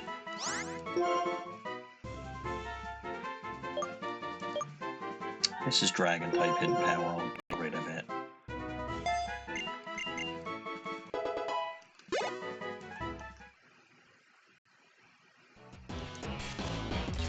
Because I have... Actually, I've got two funny stories. Okay, yeah, so you think so. Basically, we met sort of because of Star Trek. If that rings any bells to you, great. If not, I can tell the story. I don't mind telling my stories again. Like, I really don't.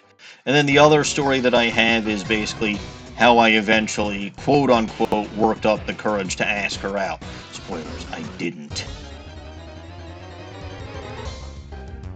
Okay, yeah, so let me tell you the story then. In fact, I'll tell you both, because I'm in a very talkative mood tonight, which is not unusual for me.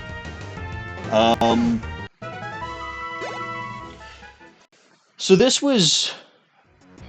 I mean, incidentally, this was at the end of 2011, which, you know, I said that this year, for me, has been the worst year that I've had since 2011, and 2011 sucked, most of this year sucked, but both 2011 and 2025 are ending on good notes. In the case of 2011, it was the fact that I met the woman who would become my wife, which, kind of a big deal.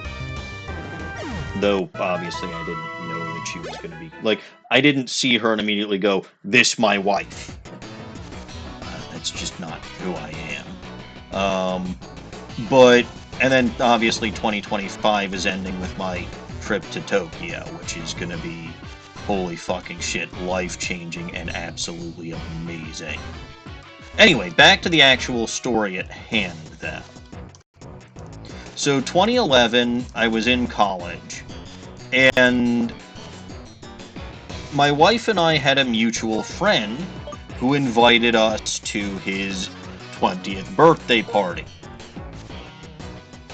Sam, I'm not sure if you know, I don't make a secret of it, mind you, but doesn't always come up in conversation, I'm Jewish. So, my friend's birthday party was going to be Friday night at a local Chabad, which is basically a Jewish organization that was on campus. It's not usually a scene that I would go to, even though I am Jewish. Chabad are a little bit crazy even for me. And it's certainly not a place that my wife would normally go, considering that her level of observance is significantly lower than mine, which is perfectly fine. The only thing I request is that she keep kosher in the house, because I need to keep kosher in the house. And again, all of this was discussed, obviously, before we started living together, to say nothing of when we actually got married. So, you know, it was not a place that either of us would have been naturally on a Friday night, right? I would have been hanging out at the time. My family still lived there, and my wife just generally doesn't observe Sabbath at all, so she would have just been, you know, probably at her apartment, chilling or hanging out with her roommates or whatever. But we both decided to go. Now, since Chabad is a fairly big organization and they have, you know, Friday night or Sabbath meals for large groups of students, you know, we're talking maybe 50 or so at the low side, maybe in the hundreds occasionally. They like to try to have little icebreakers, because not everybody's going to know everybody else. And I don't even remember what the icebreaker question was. I don't. But I remember that when it came to my turn, I was basically able to make a Star Trek pun. Something, something, something, enterprising, something, something, something. I don't even remember exactly what it was that I said. But it was a Star Trek joke, right? It was a Star Trek pun, and, you know, from it, of course, it was pretty clear that I enjoyed Star Trek. Well, after dinner, the Chabadniks like to gather the tables together and sit for what they call a Farbrengen, which is basically them talking about the Lubavitcher Rebbe and a whole bunch of other stuff that, to me, is just snooze city. So myself and another friend of mine, so not, it gets a little confusing, but not the friend whose birthday I was attending, but another friend of mine who also happened to be there. We went into, like, when I say Chabad house, it's literally a house. They live there. So we went into the living room, and my friend and I just started talking about Star Trek. And my wife, who is normally, well, okay, I'm also introverted, which is probably a surprise to most people, but I am, in fact, introverted. My wife is even more introverted and sometimes has social anxiety. She still decided, based solely on this Star Trek pun,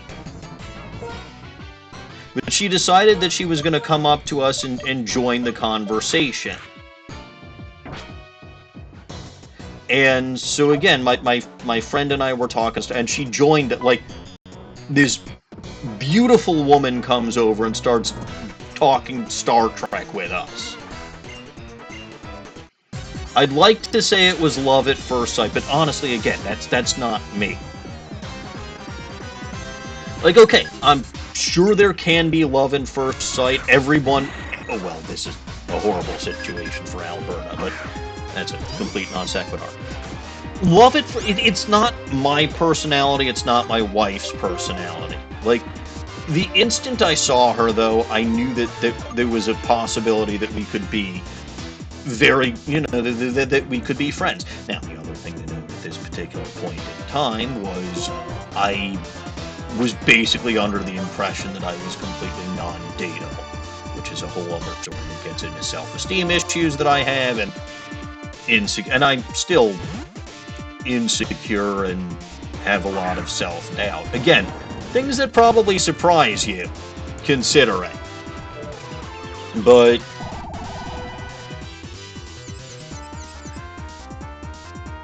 you know, I didn't see her and immediately be like, yes, we'll date, we'll marry, is the... Because, again, but I saw her and I was like, oh, hey, I'm sure we can be friends. Now, I will say, we didn't see after this party, we didn't see each other.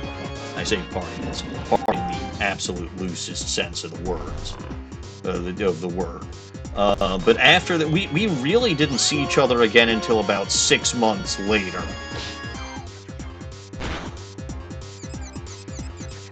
Forgot you were confused.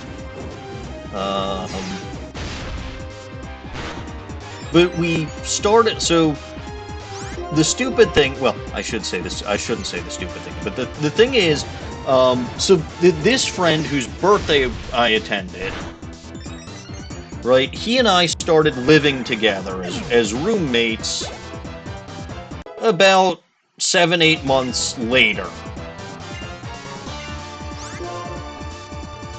And I'll get a receipt for that. Given the fact that my wife was a mutual friend of his, she would sometimes come over to our apartment, and incidentally, that was sort of where we reconnected for the second time, and found out that in addition to Star Trek, we also both enjoyed the television show MASH. And as it turns out, living with this guy was a big mistake. So I actually spent a lot of the summer between my junior and senior years of college over at her place watching MASH. Just as friends. Right? Neither of us at that point in time were looking to start a relationship. In point of fact, I had basically come to the conclusion that I likely wasn't going to have a relationship in college, because... You know what? We'll get rid of roll out for sucker punch. Because, you know, again, well, I knew what I was going to do for the 4, 5, whatever, however many years... Well, it turned out for me it was going to be 4. But, well, I knew what I was going to do for those few years that I was going to be in college. I had no idea.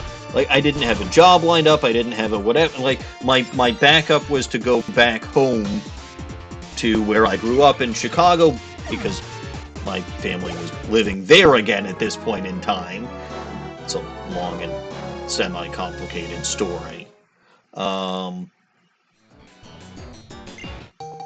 And we got the skull back, so I have officially gotten significantly further in this save file than I had in the original one.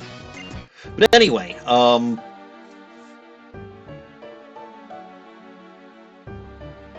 forgot what I was saying.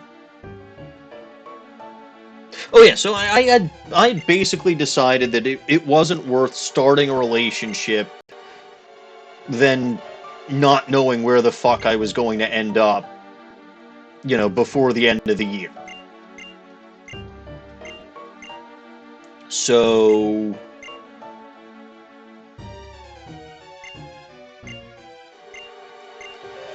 You know, I mean, it's one of the few times in life that I was wrong. And I'm actually happy that I was wrong.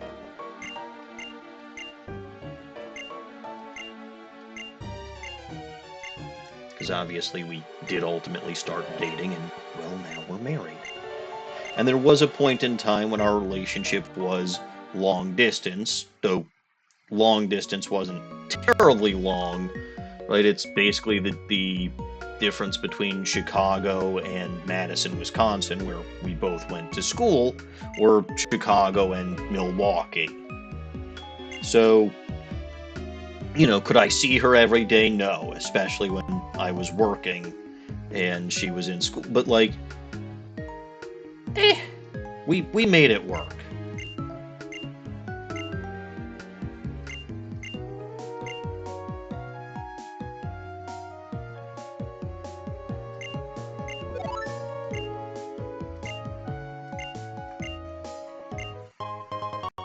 And she gave me moonstones. But alright. Don't even remember what I was... Oh yeah, so... I guess to go from there, right? She and I became very good friends over that summer.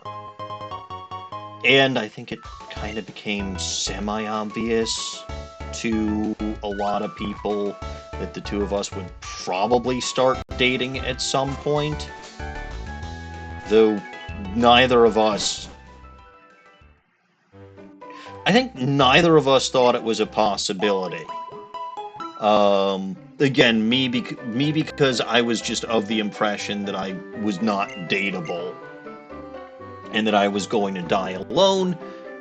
Plus, again, my sore misconception that even if I could get a relationship, I shouldn't start one senior year of college. And then I think she might not have been interested in the first place. And then even when she started being interesting, I don't think she thought that I would be interested in her. So we're both a little insecure, but, well, I try to make sure she knows how much I love her. I can tell you a couple of things that I did recently, but before I do that, let's transition to how we actually started dating in the first place.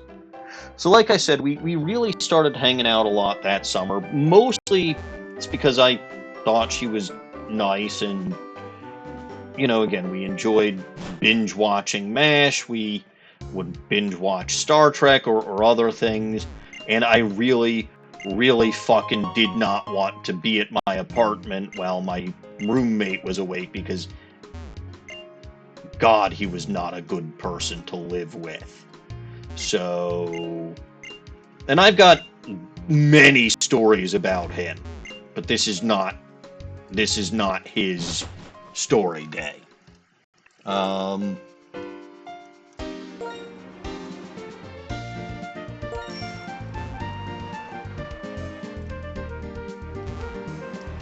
But it came to a point, so most of the time in Madison, so I got lucky, right? I started with a June 1st to May 31st lease, which was exactly what I needed to complete my senior year of college. Most of the leases on apartments or whatever in Madison are like, for example, they'll go from about August 15th to about August 13th or so.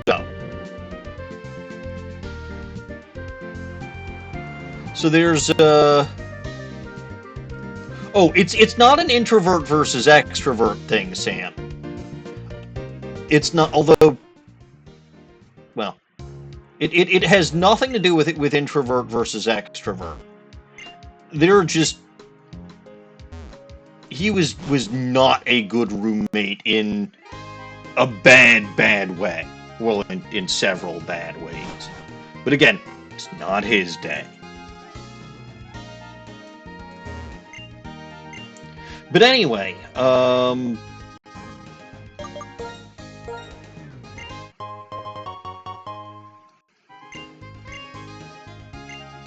so my wife basically needed a place to stay, and obviously was not my wife at that point in time, but she needed a place to stay for a couple of days.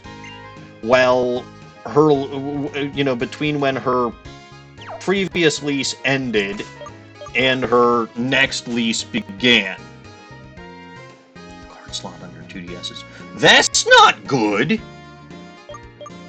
That's really not good, Snowy.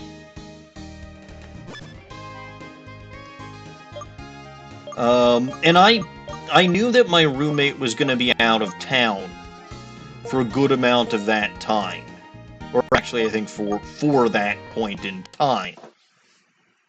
So I told her, hey, you can crash by my apartment for a couple of days if you need to during, in between. Now, obviously, we couldn't store all of her stuff. She had to find a place for that temporarily. But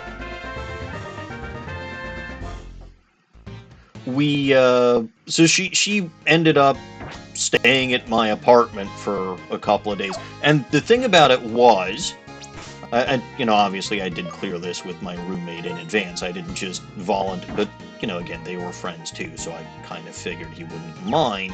But again, still cleared it with him because I'm not a jackass. She was supposed to sleep in his bed, and I was supposed to be able to still sleep in my bed, but idiot forgot to wash his sheets and hadn't washed his sheets in quite some time. So I volunteered that she could sleep in now I wasn't going to sleep in his bed, but I volunteered for her to sleep in my bed because, well, okay, let's get into one of the reasons why my roommate was a bad roommate. He very rarely showered. Or bathed, at all. So I wasn't gonna, so she ended up sleeping in my bed, I ended up sleeping in, the living area on my recliner, which did not, it meant that I got a couple of nights shitty sleep, but, what else was I gonna do?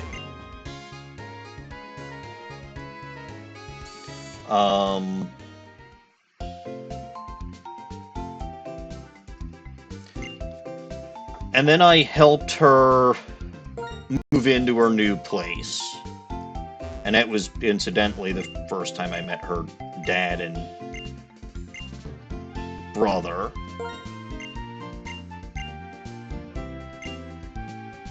Okay, I don't think I can actually do any of that. And then, after she moved into her new place, we walked back to my apartment because I had cooked and prepared dinner for us because I figured we were both going to be exhausted afterward. So, I made sure that we had dinner, and, we had dinner at my place. I walked back to her new place, and then walked home.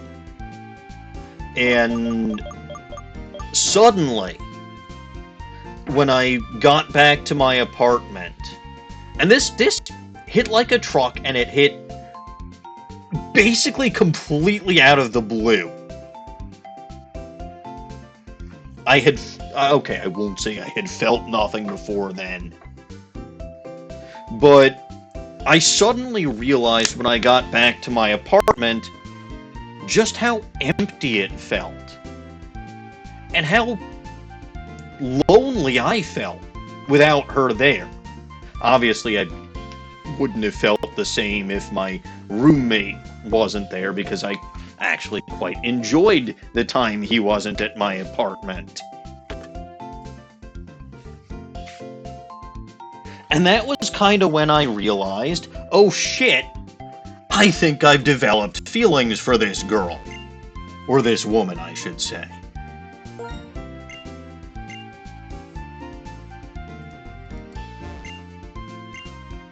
And,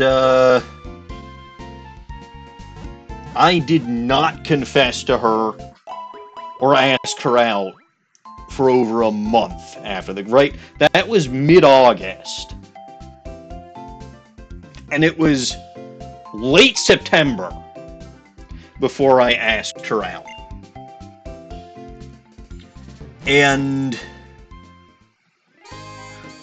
I won't say that there's as funny of a story for that.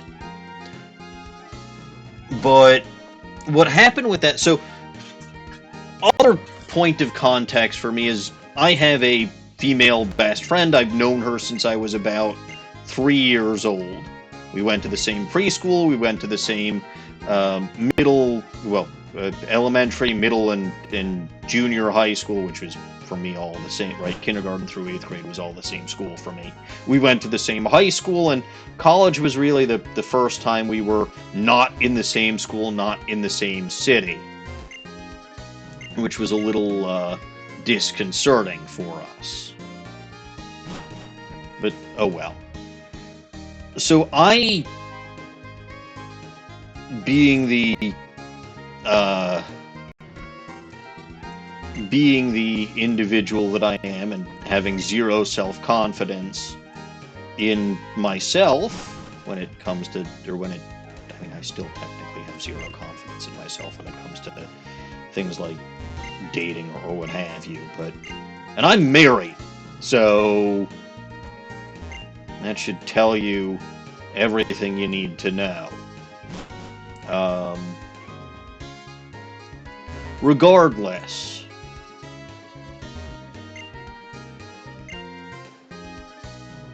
I would, talk to my friend about this, all the fucking time. And because it was a new development for me. I'd had crushes before, right? I had a crush on my chemistry lab partner when I was in high school because she was cute, she was smart, and we worked together a lot because we were always lab buddies. But this was different. And finally, after over a month of this, my best friend basically got sick of it. She got sick of me complaining. She got sick of me, because I asked her, I sincerely had no idea if this woman was interested in me at all. Because I won't say that I'm oblivious to flirting, but it was so out of the realm of possibility that a woman would want to flirt with me, or that a woman would be flirting with me,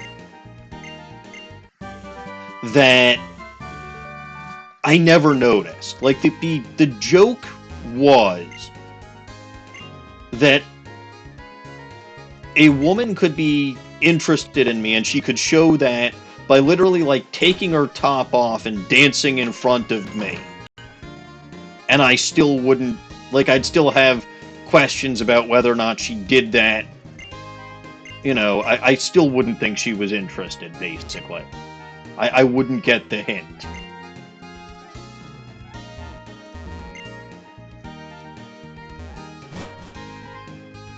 To be fair, I don't think most women flirt by taking their top off and dancing in front of you unless you're already married. And even then, I feel like most women don't do that. But regardless, so my best friend basically told me, if you don't ask her out this weekend, I will come to Madison, right? I will fly from Colorado, where she was going to college, to Madison, and kick your ass 5 ways from Sunday into next week. And trust me, she could abso-fucking-lutely do it. Right, she was always kind of more fit than I was. She was hiking on the soccer team, whatever. I was on the bowling team. That was about as the bowling team in high school, and that was about as athletic as I tended to get. So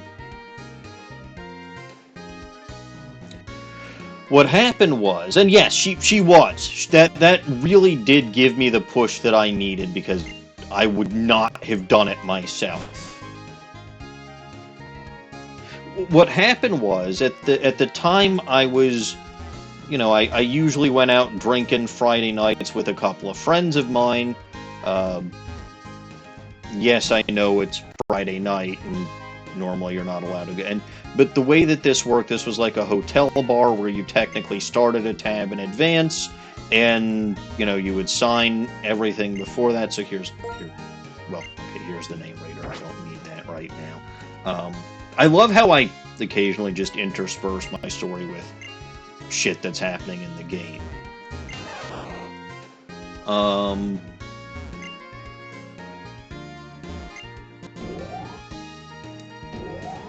But anyway, so my friends weren't going to be available to do that this particular weekend, so I said, you know what?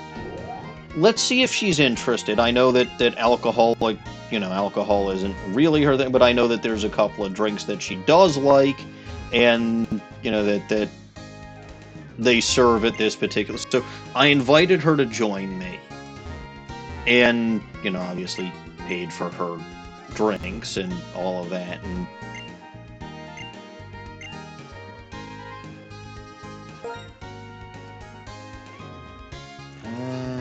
let's see.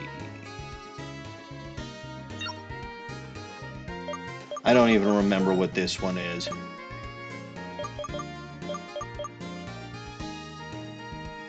Can I go?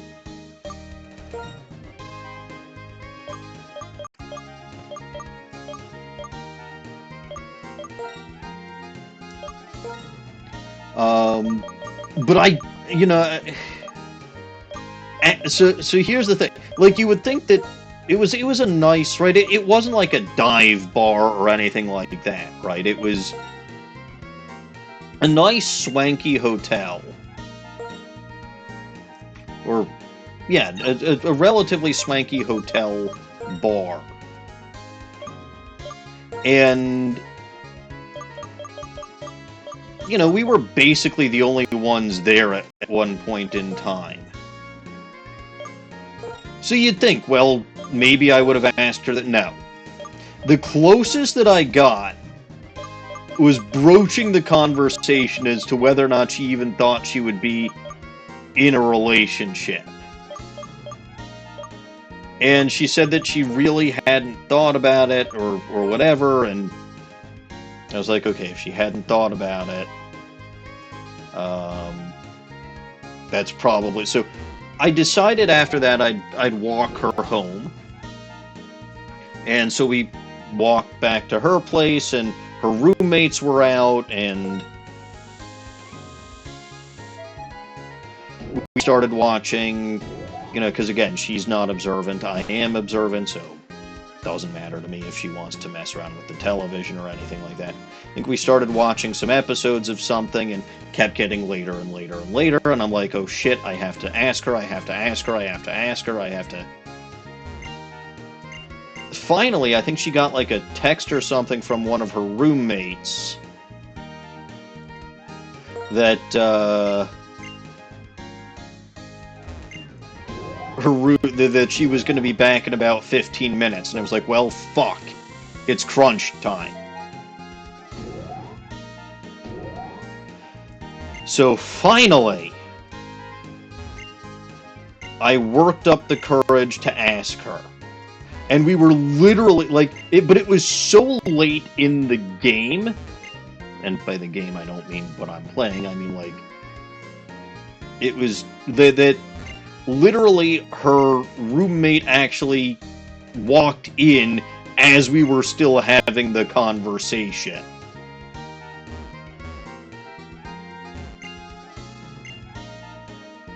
But, yeah, no, obviously it ended up working out, but Jesus fuck was I awkward about it. Like, a Casanova I am not.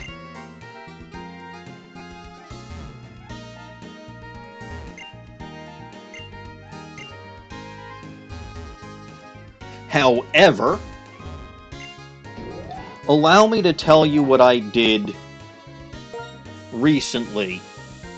So, I don't remember if I, but like actually I did mention this, right? My wife and mother-in-law, well, my mother-in-law was staying here on Monday, because she and my wife were going to head out Tuesday morning to go visit my mother-in-law's family, which is also obviously my wife's family, Tuesday morning. So I wrote my wife a little love note and left it where I knew she would find it before she left, because obviously I still had to go to work. I went to work Monday, Tuesday, Wednesday this week, so I'm done at the office, and I'm done at the office this week. Though again, I will be flying to Tokyo on Friday, which is very exciting. But again, so I knew that I wouldn't see her before so Monday night after my stream, I should say, like even before all of this, obviously I went to go see my wife before I went to bed, and even though it was late, and even though it was, I should have gone to sleep, I went to go see my wife, and she wanted to just cuddle for a while. And I don't mean that euphemistically. I mean just cuddle. Don't take any deeper meaning to that. So I did. I stayed there and I cuddled with her for a while. Not too long, not too late, because she also was trying to get to bed early, because she would have to wake up significantly earlier than she normally did to go on the road with her mother. But again, that was something that I did. And then I also hand wrote and left a love note for her, where I knew she'd find it the following morning before she left. I'll tell you one other thing that I did. Today I hand wrote another love note to her that I'm going to leave in the same spot for her to find when she returns home, because obviously I'll be gone before she gets back, right? I fly out on Friday. She should theoretically be coming back on Saturday, although that's a very much weather permitting thing, because it's going to be snowing. And as far as my opinion on snow goes, right, when it comes to things like, when it comes to snowing, I don't say that it's precipitating, right? I don't say that it's raining. I don't say that it's snowing. I say that we are getting shat on by snow. And I don't mean, again, I don't mean you, Snowy. I like you. You're good. You're a buddy of mine. But, the actual weather phenomenon of snow, I do not like. Because I fucking hate driving in it. I fucking hate having to clean it up. It's miserable. It's horrible. It's a pain in the ass. And I liked it when I was a kid because it usually meant things like snow days, but these days it's bad. It's nothing but inconvenient. And again, talking specifically about the weather phenomenon, Snowy, not you. Please do not take this as offense, but shit gets bad here when it snows significantly. It gets, even though it's pretty good, we're pretty good about things, let me put it this way. Snow is expected here, so we've got good systems for cleaning up and plowing and all of that, and salt, but when it's actively coming down, or when a lot has been accumulated, right, it's dangerous on the roads, right? My commute sucks as is. It does. It's miserable. And I often find myself, you know, well, first of all, I tend to find myself hating the other community. But, like, just in the past 3 weeks or so,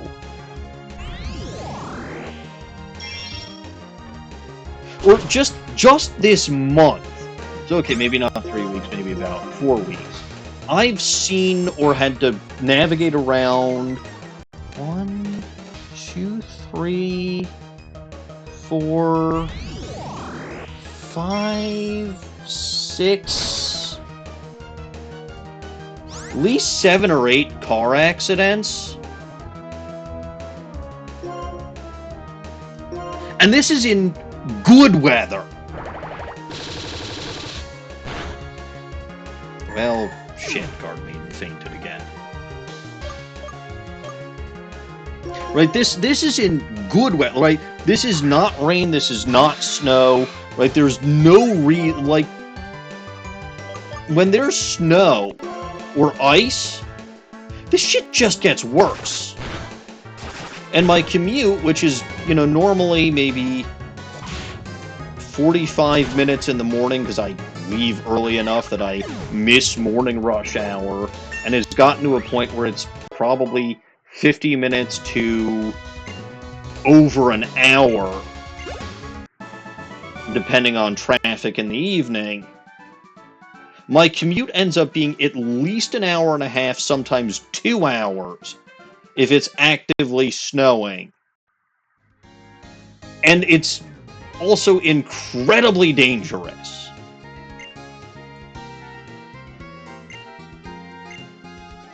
So, yeah, no. When I say we get shat on by snow, it's because I hate snow.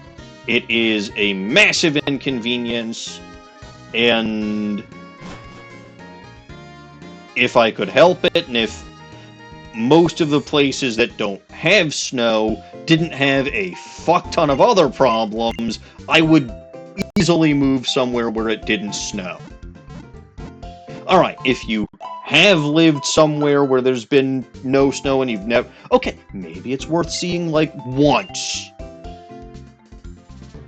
But, like, if you live somewhere where there's no snow, you go visit a place that has snow, you're not living there, and you're probably not getting as inconvenienced by the snow as people who live there are getting inconvenienced. Now, again, it's not like I'm in Georgia or Texas or something like that, where they get like a sprinkling of snow and everything shuts down.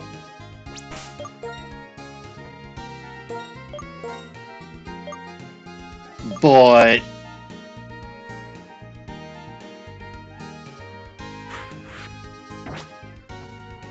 I still do, and again, if it is actively snowing, there's not much, like, even if they're trying to salt, even if they're trying to play, you can't just, right, you can't keep up if it's actively snowing. So I don't know, like, for me, it's just a miserable thing, and I'm not unhappy that I'm missing the snow that's going to be coming in this weekend. I also apparently missed the snow last time it snowed here, which was earlier this month when I was in New Jersey for my grandmother's funeral. So, this is now a pattern. I leave, and it starts to snow here. Which I'm perfectly, like, as long as it snows while I'm not here, I don't give it, well, I kind of do give a fuck, but... So, I mean, Sam, she was 96. It was not entirely, like, it was relatively sudden, but it was not unexpected. And I did get out to see her and my grandfather back in March, along with my siblings, so... It is what it is, but that's part of what's made 2025 such a fucking miserable year for me. Another huge chunk of it was all the wrist issues that I was having between February and September. And that whole frickin' process there. Plus my dad's hospitalization in March, plus, plus the car issues that I had, where my car would basically cut out every time that I drove it for most of March, like basically since I came back from visiting my grandparents through very late April. No, I do not live in Canada. No. I do not. I live in Chicago. I live in a place that starts with C, but not Canada. Also, Sam, please no politics on this channel.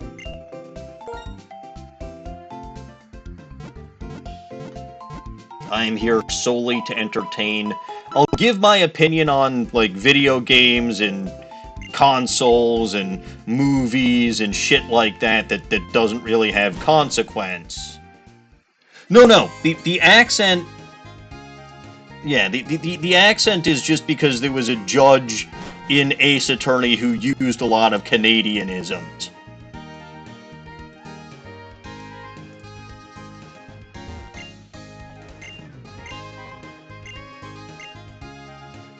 It has nothing to do with where I live.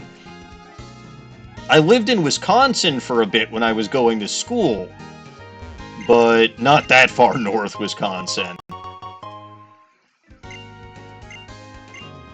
You know, I'm more than happy to get... I mean, even as far as things like religion, obviously that's a very touchy subject, but, like, if you ask me questions about my religion... And yet, you can rip on the United States. I rip on other places. I rip on the United States. I rip on Canada. I'll rip on but it's all in good fun. Like, I'm not actually I'm not ripping on them for politics. I'm not ripping on them for I'm ripping on Canada because their geese suck, or I'm ripping on Australia because the wildlife wants to fucking murder you. Right? Shit like that.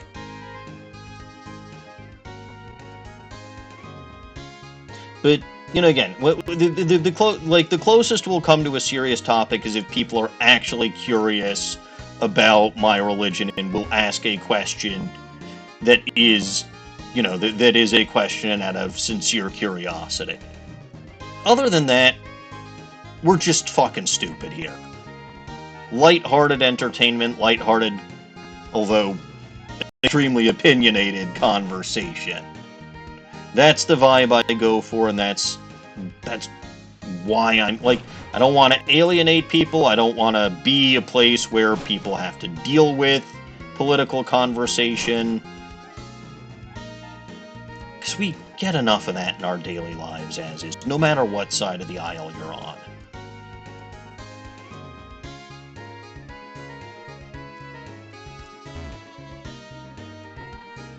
I mean, it's a little bit more... It's a similar concept, but still a little more specific.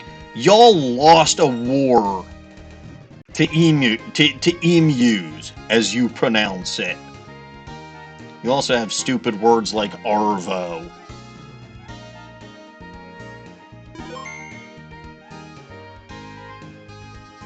Anyway... it is a little bit after I would stop streaming for the day, so... And I completed one sub-quest of Castelia City, despite the fact that I really... Y'all isn't a word. I don't know, I might have to look it up in the Merriam-Webster's dictionary, but to be fair... I think they put in a lot of Gen Z, Gen Alpha crap in the dictionary now. So, do I even trust dictionaries to know what words are? But yeah, no, I believe that I'm going to be finishing up here for today. I think that the wheel spins were a fairly rousing success. I think they're going to stick around. I think that, if any of you have suggestions for things to put on the wheel, if any of you have suggestions for other things, and I need to figure out, and Caps and I will be talking specifically about Bulba Garden stuff after I return from Tokyo. Well, actually after I return from LA, but after my trip. So, we'll be, and I think some of what I talked to him about regarding Bulba Garden is going to be able to translate over to this channel. But again, what I want most and what I always care about the most is providing the best entertainment that I can for the people who come here. So, again, if any of y'all have suggestions for specific things to, like, Snowy, I know, more torture for the wheel, but, like, do you have specific suggestions to put on there? That's the question. More torture is more torture, but, like, I need a specific, but, again, we'll talk about that at another point. Alright. Outro time. So, if you only caught part of today's VOD, or you want to catch or view all of my content, you can check me out on my YouTube channel over there, ad-free. All of my content, starting with Breath of the Wild, going through Apollo Justice, and this game here. If you're on YouTube and you want to catch me on my Twitch channel is over there. Normally I go live Monday evenings and Wednesday evenings at 7:30 p.m. U.S. Central Time. Next couple of weeks, though, I will be out of town. Tokyo first, then LA. Tokyo is obviously more exciting, but LA was kind of just a necessary consequence of my trip to Tokyo. But I will be going on this life-changing trip, and it will be fun, and it will be glorious. But I unfortunately will not be able to stream while I am gone. So there will be maybe 2.5 weeks where I am off. That includes the Bulba Garden channel as well, by the way. So you can you can usually find me on the Bulba Garden channel over there, normally Sundays at 8:30 a.m. With Crystal finished. When I do return there, which will likely be... come on, calendar, pop up. I'd say at a guess probably December 21st, because I think December 14th is way too close to when I return home, and I will likely be exhausted. It's also potentially December 15th for this channel, but, again, it'll be what it'll be. There's also reasons to go visit Bulba Garden even outside of my streams. There is Mochi, there is Abby, there is Caps Fan, there is Dawning Winds, right? Good streamers on that channel, good content on that channel, anytime and every time. Plus, Caps and Dawning have their own channels too, so I don't think you'll miss me that much while I'm gone. And if you do, you've always got my YouTube channel to watch more of my content on. Alright, everyone. That's going to do it for me for tonight, and that's going to do it for me for a while. But as always, I am Maniacal Engineer. I'm never going to give you up, never going to let you down. Thank you all for watching. Thank you all for helping me test out the wheel spins this evening. I think that's very entertaining. And God bless this mess. I'll see you in a few weeks, and I will be a changed man. Good night, everybody.